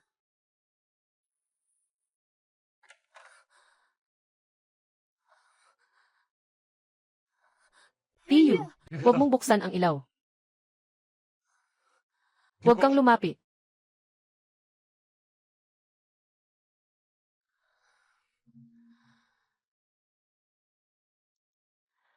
Okay lang ba ang kamay mo? Nakatulog ka na naman ba sa masamang panaginip?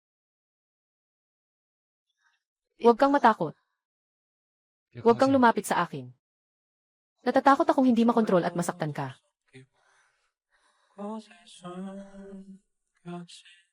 Walang problema kahit hindi makontrol.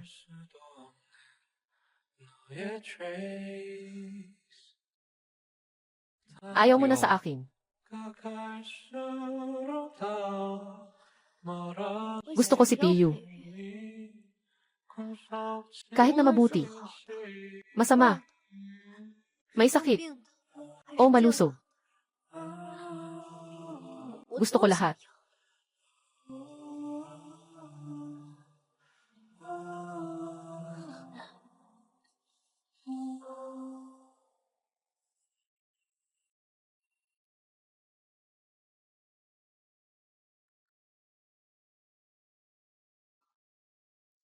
Mabait.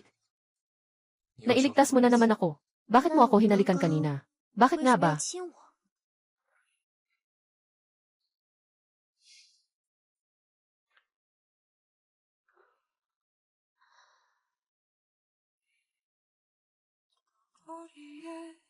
Gusto kong ipaalam sa'yo ang nararamdaman ko. Gusto kitang laging makasama. Minsan, gusto kong itago ka. Ako lang ang makakahanap sa'yo. Ikaw lang ang makikita ko. Ilalagay kita sa puso ko. Kahit masakit. Ako lang ang nakakaalam. Piyu, pwede ba kitang halikan? Hindi pwede. Sige, aalis na ako.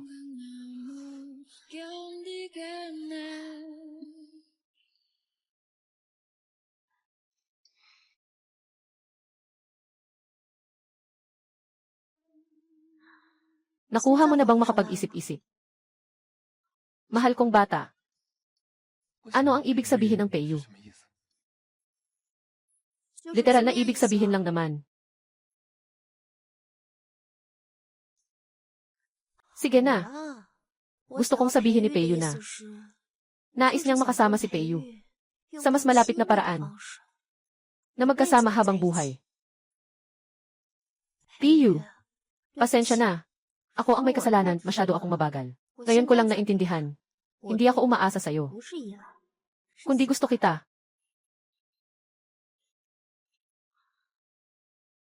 CJ, magpakasal tayo. Hindi pa ako nagtapos. Huwag kang magbiro. Kailan tayo ikakasal? Mag-engage muna tayo, okay lang ba? Kailangan munang tanungin ang opinyon ng mga tito at tita. Sigurado akong wala silang problema.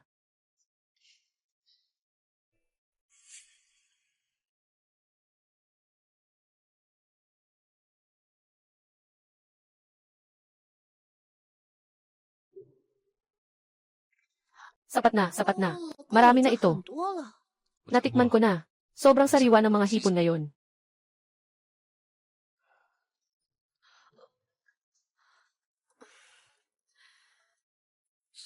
Kahapon lang, nag-aaway pa kami. Bakit naman kayo nagkabalikan ngayon? Maaaring may dahilan. Inay at Itay, may sasabihin ako sa inyo.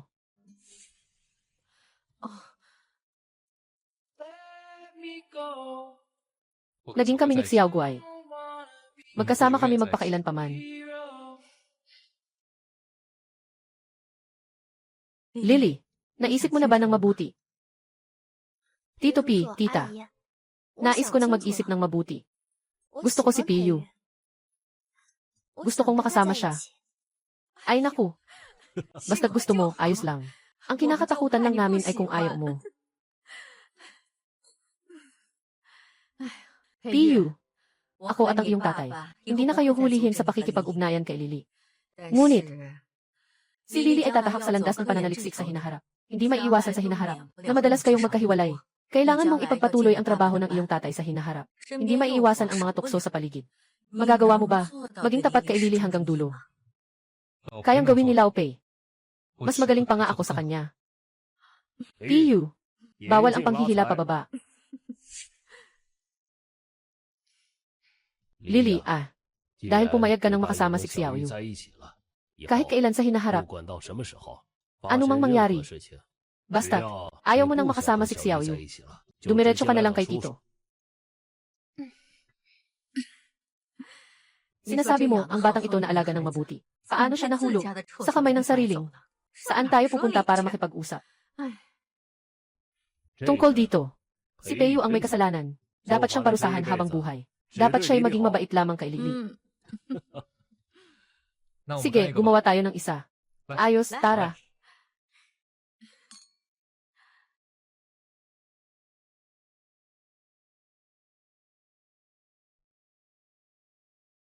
Nagsasama na kami ni Xiao Guai.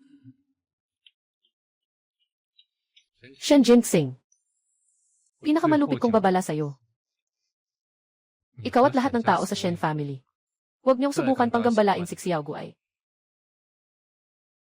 Sa susunod, hindi magiging ganito kamahinahon ang mga pamamaraan ng Pei family. Piyu, ano ba talaga ang plano niyo sa Pei family? Upang makapagkita ang pamilya Shen at si Lily.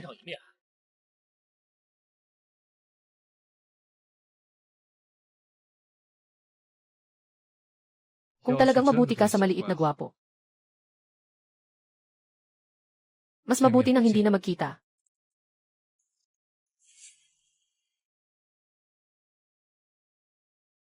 Ginoong Xiao Pei. Talagang nagpapasalamat ako sa inyo at sa pamilya Pei. Talagang, nangalaga kayo ng mabuti kay Xiao Bao. Sa hinaharap, aalagaan ko si Jinsing ng mabuti. Hindi ko siya papayagang guluhin ang inyong buhay.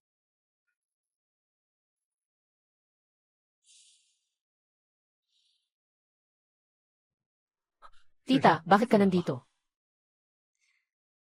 Hindi ka umuwi ng halos kalahating buwan. Nabahala ako sa iyo. Pinainit ko sa iyo ang kaunting sabaw. Jinsing.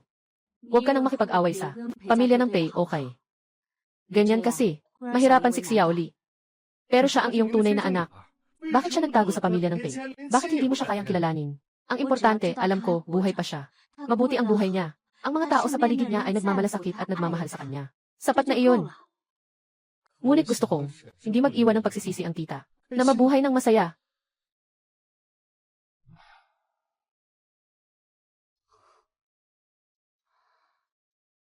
Alam na pala nila noon pa. At ako. Ano ba ako? Basta't nandyan si Shen Lichu. Kahit na hindi siya bumalik, si Qiangi, Shen ay hindi kailanman. Tunay na matatanggap ako.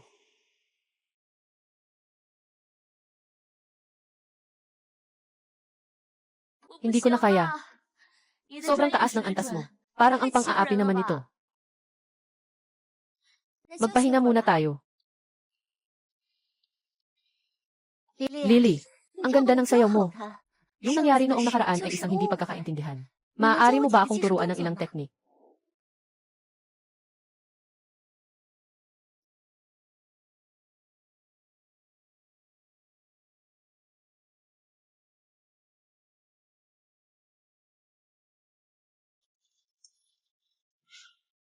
Bakit bigla kang naging masyadong mabait?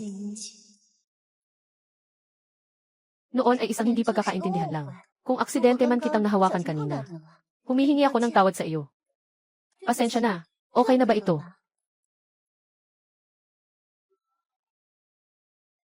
Gusto mong maging nag-iisa sa pagkatao ng malaking dalaga ng Shen.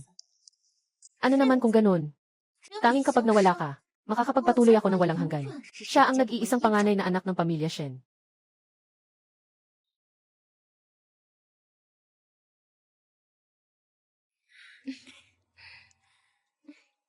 Pagkatapos nito, mag-shopping tayo.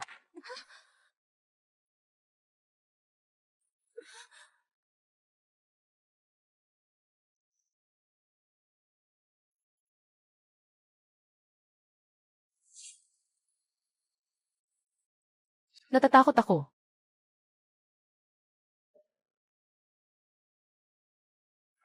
Anong gagawin mo? Ah, Piyu. Hindi mo ako pwedeng saktan. Ang bahaging ito ay isang maliit na babala. Huwag mong saktan si Xiao Guai. Tinitiyak kong ipaparanas ko sa'yo ang mas masakit pa sa kamatayan.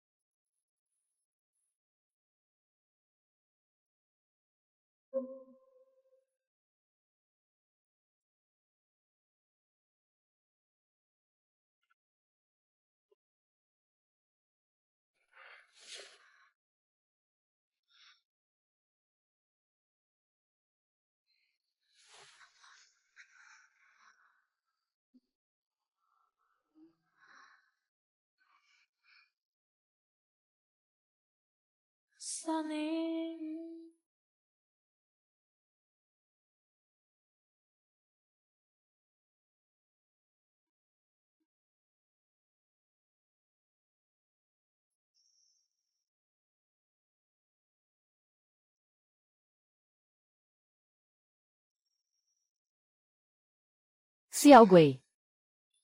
Ang saya na nandyan ka sa tabi ko.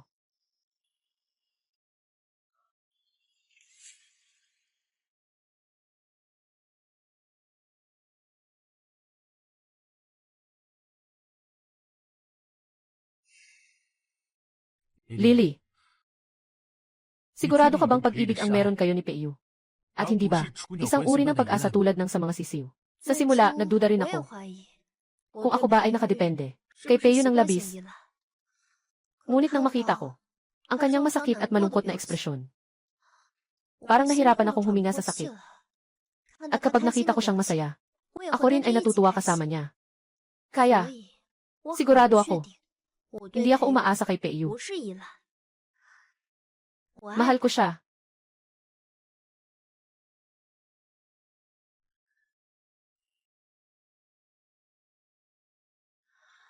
Noong nakaraan, narinig ko na hindi maganda ang kalusugan ng ama ni Xi Changyan. Hindi ko inakalang mamatay siya agad. Kung magpapatuloy ito ng ganito, sa maikling panahon, hindi na siya lalabas ng bansa, di ba? Piyu, anong nangyari sa'yo? Wala naman. Si Lao Pei kamakailan ay nag-assign sa akin ng sobrang daming trabaho. Medyo pagod na ako. Pagkatapos nating dumalo sa libing, umuwi na tayo.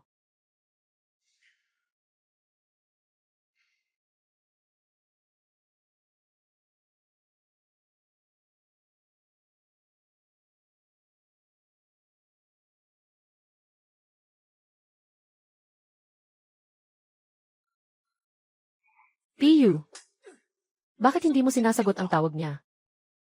Kung sinagot mo ang tawag niya, hindi siya mamamatay.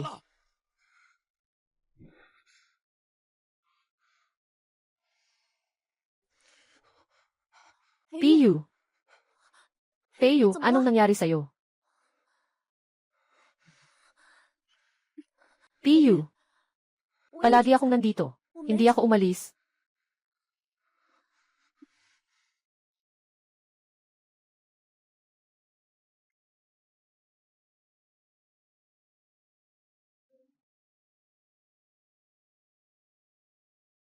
Little Gui, sasamahan kita.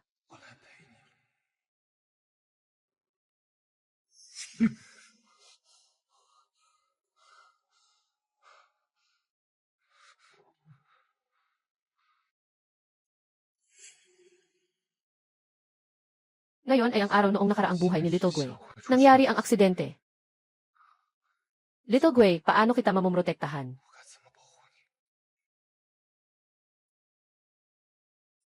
Teo, bakit kailangan kong manatili dito?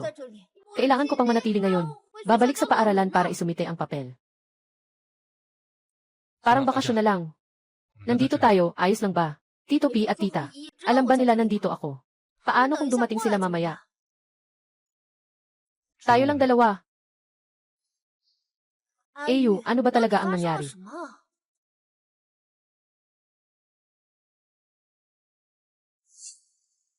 Kung hindi mo sasabihin sa akin, aalis na ako ngayon.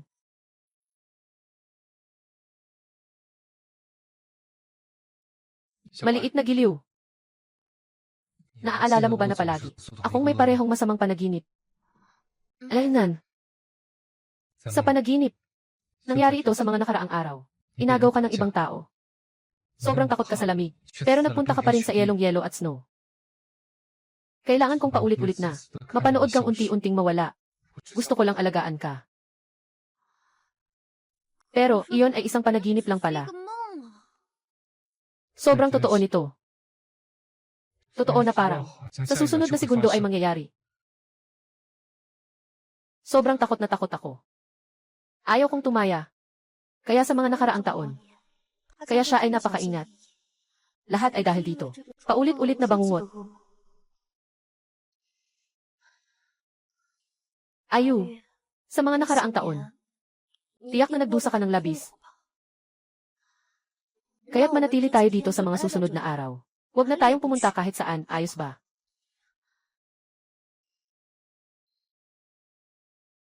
Basta't si maliit na gwapo ay hindi aalis sa aking tabi. Hindi mangyayari ang hindi inaasahan.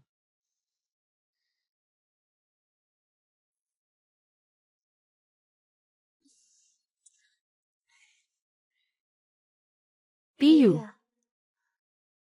nauuhaw ako. Taktika ng pag-antala. Wala namang ganun. Bilisan mo.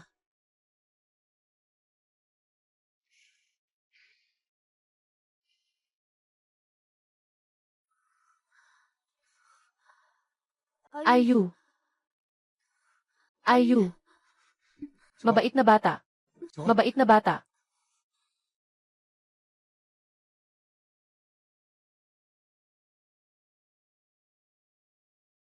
₱25 degree. Pangit, ikaw na baliw, ano man ang sabihin ninyo.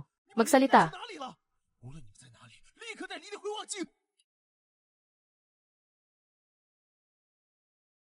Doktor, kamusta? Normal ang paghinga. Tama ang pulso. Walang maliwanag na abnormalidad sa mga senyales ng buhay. Bakit hindi pa siya nagigising? Sa panlabas na anyo, parang natutulog lang si Gyanli. Lee, may kinain ba siya bago siya nawalan ng malay? Ngayon, kailangan lang nating magmasid. Huwag basta-basta gumamit ng gamot.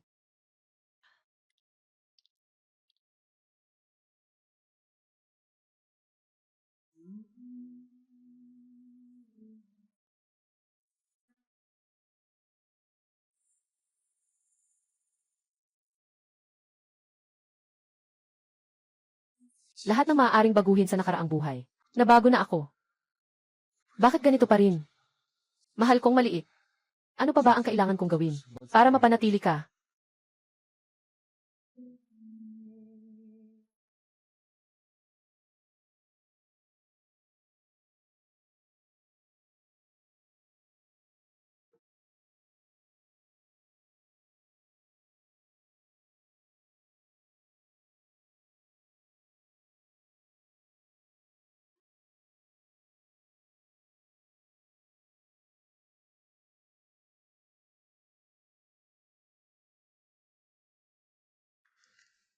Sa nakaraang buhay, iniwan mo sa akin isang piraso ng buto ng daliri para makabalik ako. Ganito ba ang dapat gawin para magawa kong iligtas ka ulit?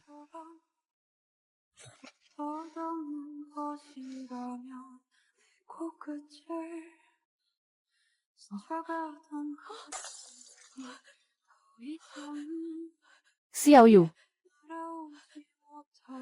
Xiaoyu. Gising na, Xiaoyu. Huwag kang matakot, mama. Doktor. Doktor. Doktor, bilisan mo. Xiaoyu. Xiaoyu, magising ka. Xiaoyu.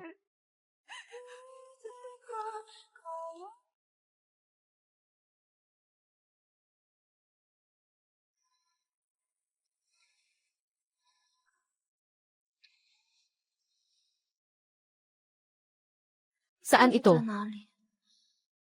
Bakit hindi ko kailanman napuntahan ang lugar na ito? Piyu. Gusto kita.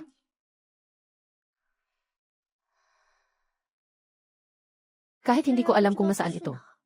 Pero gusto ko pa rin si Piyu. Bakit kailangan ni Xi Chang yan nasaktan si Peiyu? Kung sinagot mo ang tawag niya, hindi siya mamamatay. Dito ba ay pinagdaraanan si Peibi? Ang bangungot na iyon sa loob ng maraming taon. Huwag, Peiyu.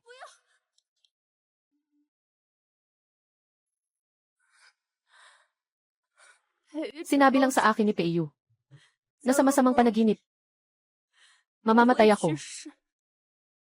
Pero hindi niya sinabi na siya ay magpapakamatay para sa akin. Peiyu, dapat tayong magkasama habang buhay.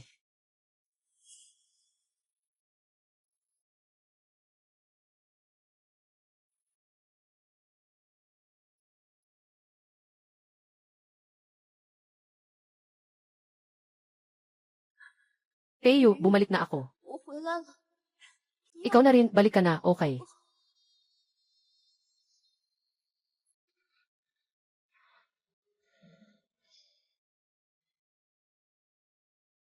Peiyu, nagising ka na.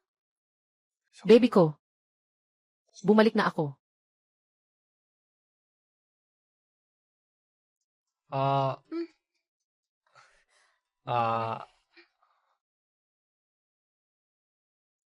Ang sakit ng tiyan ko. Hindi sakit. Kakain lang ako kanina. Sobrang tamis nito.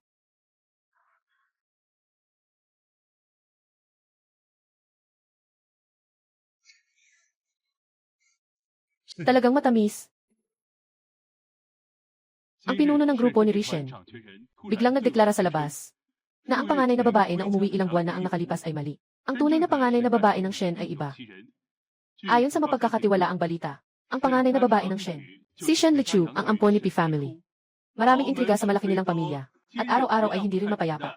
At mayroon ding Pi group. Dalawa sa kanila ay nagsasabing, sila ay mga miyembro ng lupo ng Pe.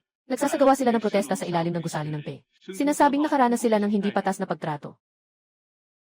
Nangangalap ng karapatan sa ilalim ng bahay ni Pe. Sinasabing nakaranas ng di makatarungang pagtrato. Peiyu,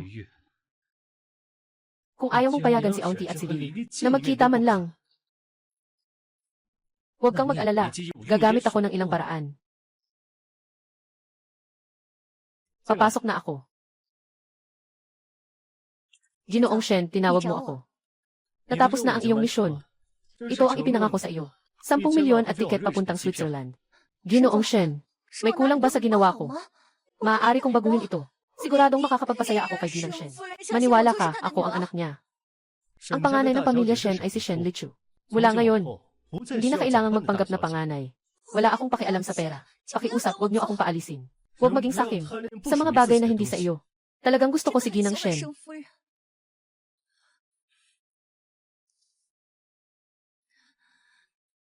Salamat, Ginoo Shen. Magpapaalam ako kay Ginang Shen. Alam na ni Tia. Mula ngayon, huwag ka nang magpakita sa pamilya Shen. Maging panganay sa Shen, maari mong mapamana ang trilyong yaman.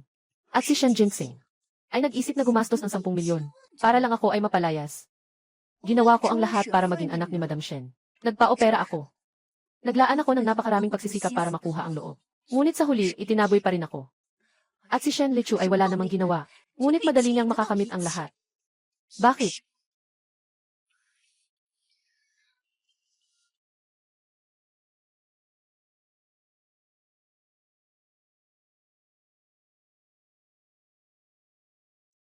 Ito, lahat ito ay mula kay Shen Jinsing. Sabi ni Shen Jinsing, kung nais mong makipagkita kay Jans Song, kusang isusuko niya ang karapatan sa pagmamana ng Shen. Kailangan mo lang pumirma upang maging epektibo.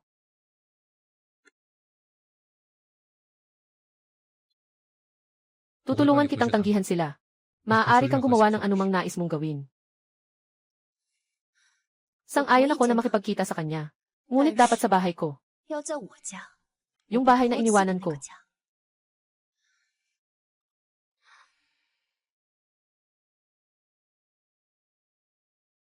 Saan ang Jasmine?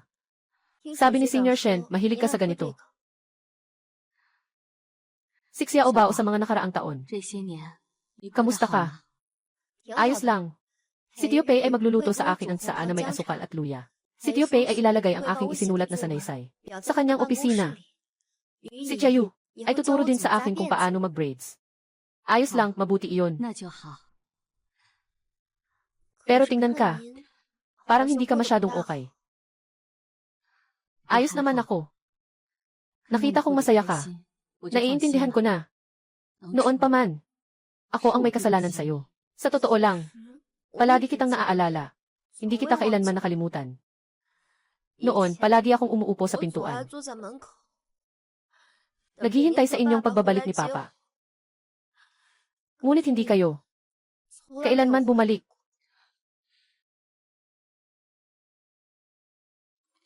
Baby, pasensya na. 对不起。 Mama noon. Noong panahon, gusto ni nanay na iwan si tatay. Pero nadiskubre niya na siya ay nagdalang tao nang hindi inaasahan. Ang pagmamahal namin ni tatay ay hindi purong-puro. Nandyan kami ni tatay. Araw-araw ay nagtutulungan kami sa pagdurusa. Sobrang nagsisisi talaga ako na noong panahon tumakbo ako palabas. Kung hindi mangyayari ang aksidente sa iyong ama. Hindi siya magkakaroon ng aksidente. Ikaw ay itinago dito ng iyong lolo. Akala niya ay magaling ang kanyang ginawa. Walang kapintasan.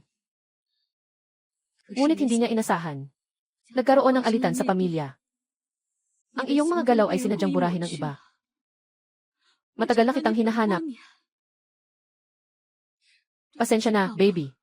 Mali ang ginawa ni nanay. Pinagtiisan mo ang ganitong sakit ng maraming taon. Sa totoo lang, matagal na akong hindi nagalit sa'yo. Alam ko, noong panahon na iyon, meron ka rin napakaseryosong sakit sa isip. Hindi mo na rin makontrol ang sarili mo. Pero, baby, gusto ng nanay na kamuhian mo ako. Nanay, talagang matagal na akong hindi ka na kinamumuhian. Nakikita kitang namumuhay para sa sarili mo. Talagang masaya ako. Sa kabaliktaran, matagal na akong gumaling. Dinala ako ni Peyo pabalik sa bahay. Sa simula, akala ko ako ay isang dahon na walang may gusto. Ngunit sinabi niya sa akin, ako ay isang matamis na peras. Kailangan itong itago sa puso. Para mas matamis.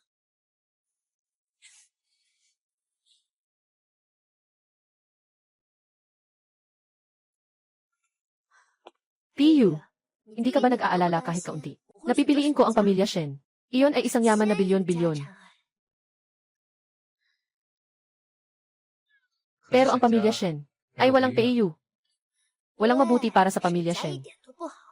Walang Piyu sa pamilya Shen. Piyu. Sobrang mabait ko ngayon. Pwede ba akong bigyan ng gantimpala? Kumain ng isang sorbetes.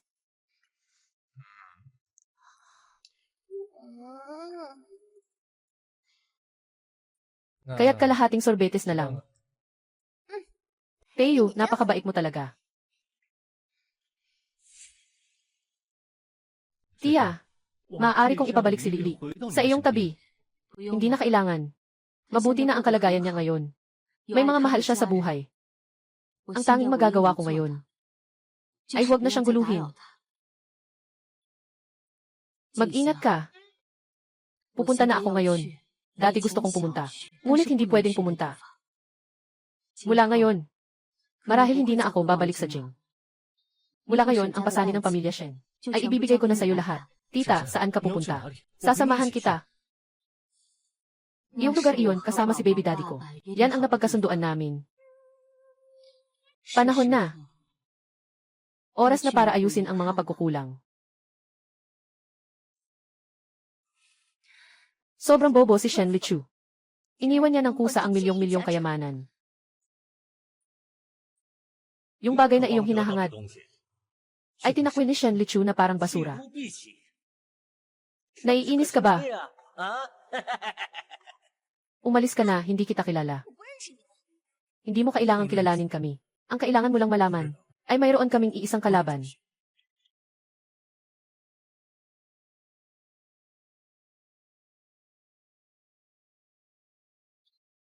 Ilan lang iyan, 12 araw lang.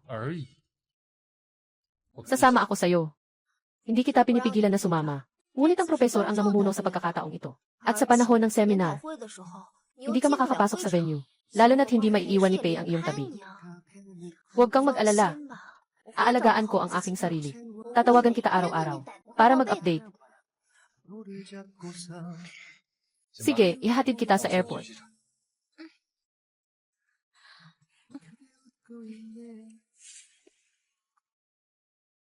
Hindi ako naglalakad-lakad. Naghahanda na akong bumalik sa hotel.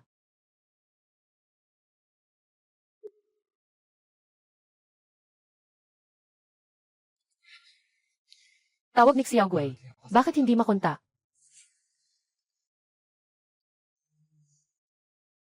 Hello, Mama. Si Xiaoyu, kinuha na si Lily ng ibang tao. Xiaoyu, nakikinig ka ba? Naiintindihan ko na.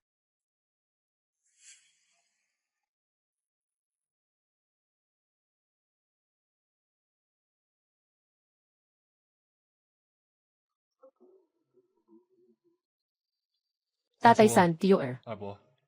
Mukhang nagiging matalino ka na, ha? Dahil alam mo na kami ang may gawa nito. Sabihin mo na ng direkta. Gusto mong iligtas si Shen Lichu. Dalhin ang kasunduan sa paglilipat ng shares. Isang tao lang ang pupunta.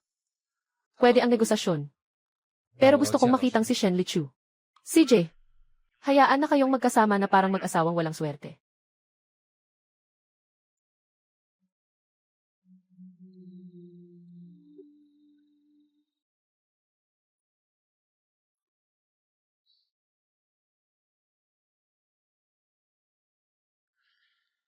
Sa lugar na to, walang makikitang ibon.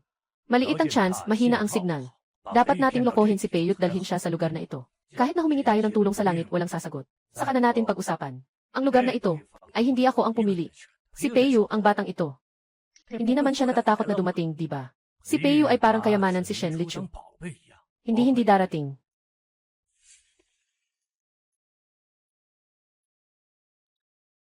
Nasaan si Xiaoguei? Kayong mag-ama, talagang nawalan ng bait.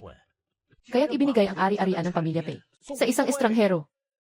Kami ang mga tao ng pamilya Pei. Ngunit kami ay nawasak at nawalan ng lahat. Mayroon ka bang buhay na makakalabas?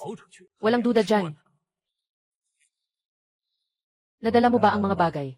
Kailangan kong tiyakin ang kaligtasan ni Xiaoguei bago ko ibigay ang mga bagay sa inyo. Bakit? Gusto mo bang palayain kita? Shen Lichu, matagal ko nang sinabi. Ikaw ay isang bulaklak na lumaki sa isang greenhouse. Nang wala si Peiyu, ikaw ay walang silbi. Hindi mo nga kayang ipagtanggol ang sarili mo. Sa mundong ito, ano ang halaga ng iyong pag-iral? Ang halaga ko ay hindi nakasalalay sa iyong ilang salita. Maaaring mapasinungalingan lang. Ako ay isang seminarista, pinakabata at pinaka-promising na miyembro. Nananalo ng gintong medalya sa 3 sunod na taon. Sa paligsahan sa matematika, makakaasa ako sa pamilya Pe. Pero kung mawala ang pamilya Pe, kaya ko pa ring mabuhay. Hindi ka pa rin ba maghihintay na dumating si Peiyu para iligtas ka? Siguradong darating si Peiyu para iligtas ako. Kailangan makipag-ugnayan si Shen Jinhe sa kanyang mga kasamahan. Kailangan ng signal.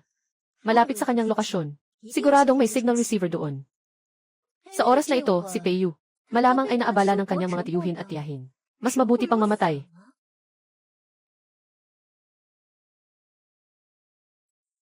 Nasa kamay natin si Shen Lichu. Wala kang karapatang makipag-ayos. Ibigay mo na ang mga bagay sa amin. Kung hindi, mawawala ng buhay si Shen Lichu. Maraming alinggaw sa mayayamang pamilya. Hindi rin mapayapa ang araw. At mayroon pang P-group. 2 tao na nagsasabing, sila ay mga kasapi ng lupo ng mga direktor ng pamilya Pei. Nagreklamo sa ilalim ng gusali ng grupo ng Pei. Sinasabing nakaranas sila ng hindi patas na pagtrato. May problema si Ma. Gusto nilang gamitin ang moral na panggagahasa laban sa tatay ko. Para pilitin ang tatay ko. Naalalahanin ang nakaraan. Ayaw makipag-away sa kanila. Kung sila ang nagkamali, pwede ba nilang tuluyang alisin? Sa trabaho, ako na ang bahala. Pero gusto kitang tulungan. Hindi pwede, delikado yun. Pero alam ko na iingatan mo ako.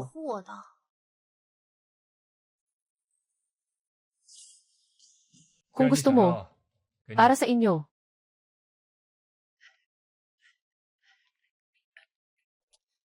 Gumawa ng mga bagay na nakakasagabal. Hayaan mo akong gawin ito. Sabi natin, hati-hati tayo. Huwag mong sabihin na hindi ka tutuparin. Piyu. Bakit mo kami niloloko, ikaw? Mukhang hindi ka talaga natatakot. Si Shen Lichu ay walang buhay. Ako ang natatakot na baka kayo ay may buhay pa. Little trouble.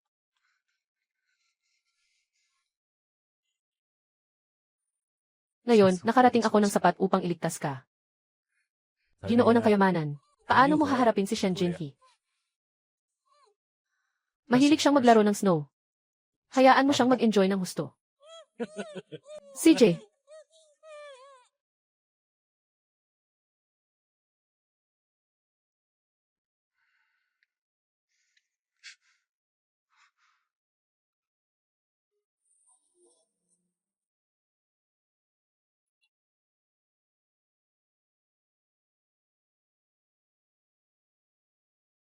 Peyot, gising ka na. Ito ba ay panaginip pa rin? Hindi ito panaginip.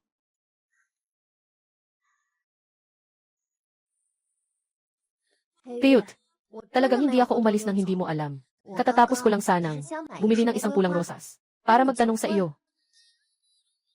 Ginoong Pei, nais mo bang pakasalan ako?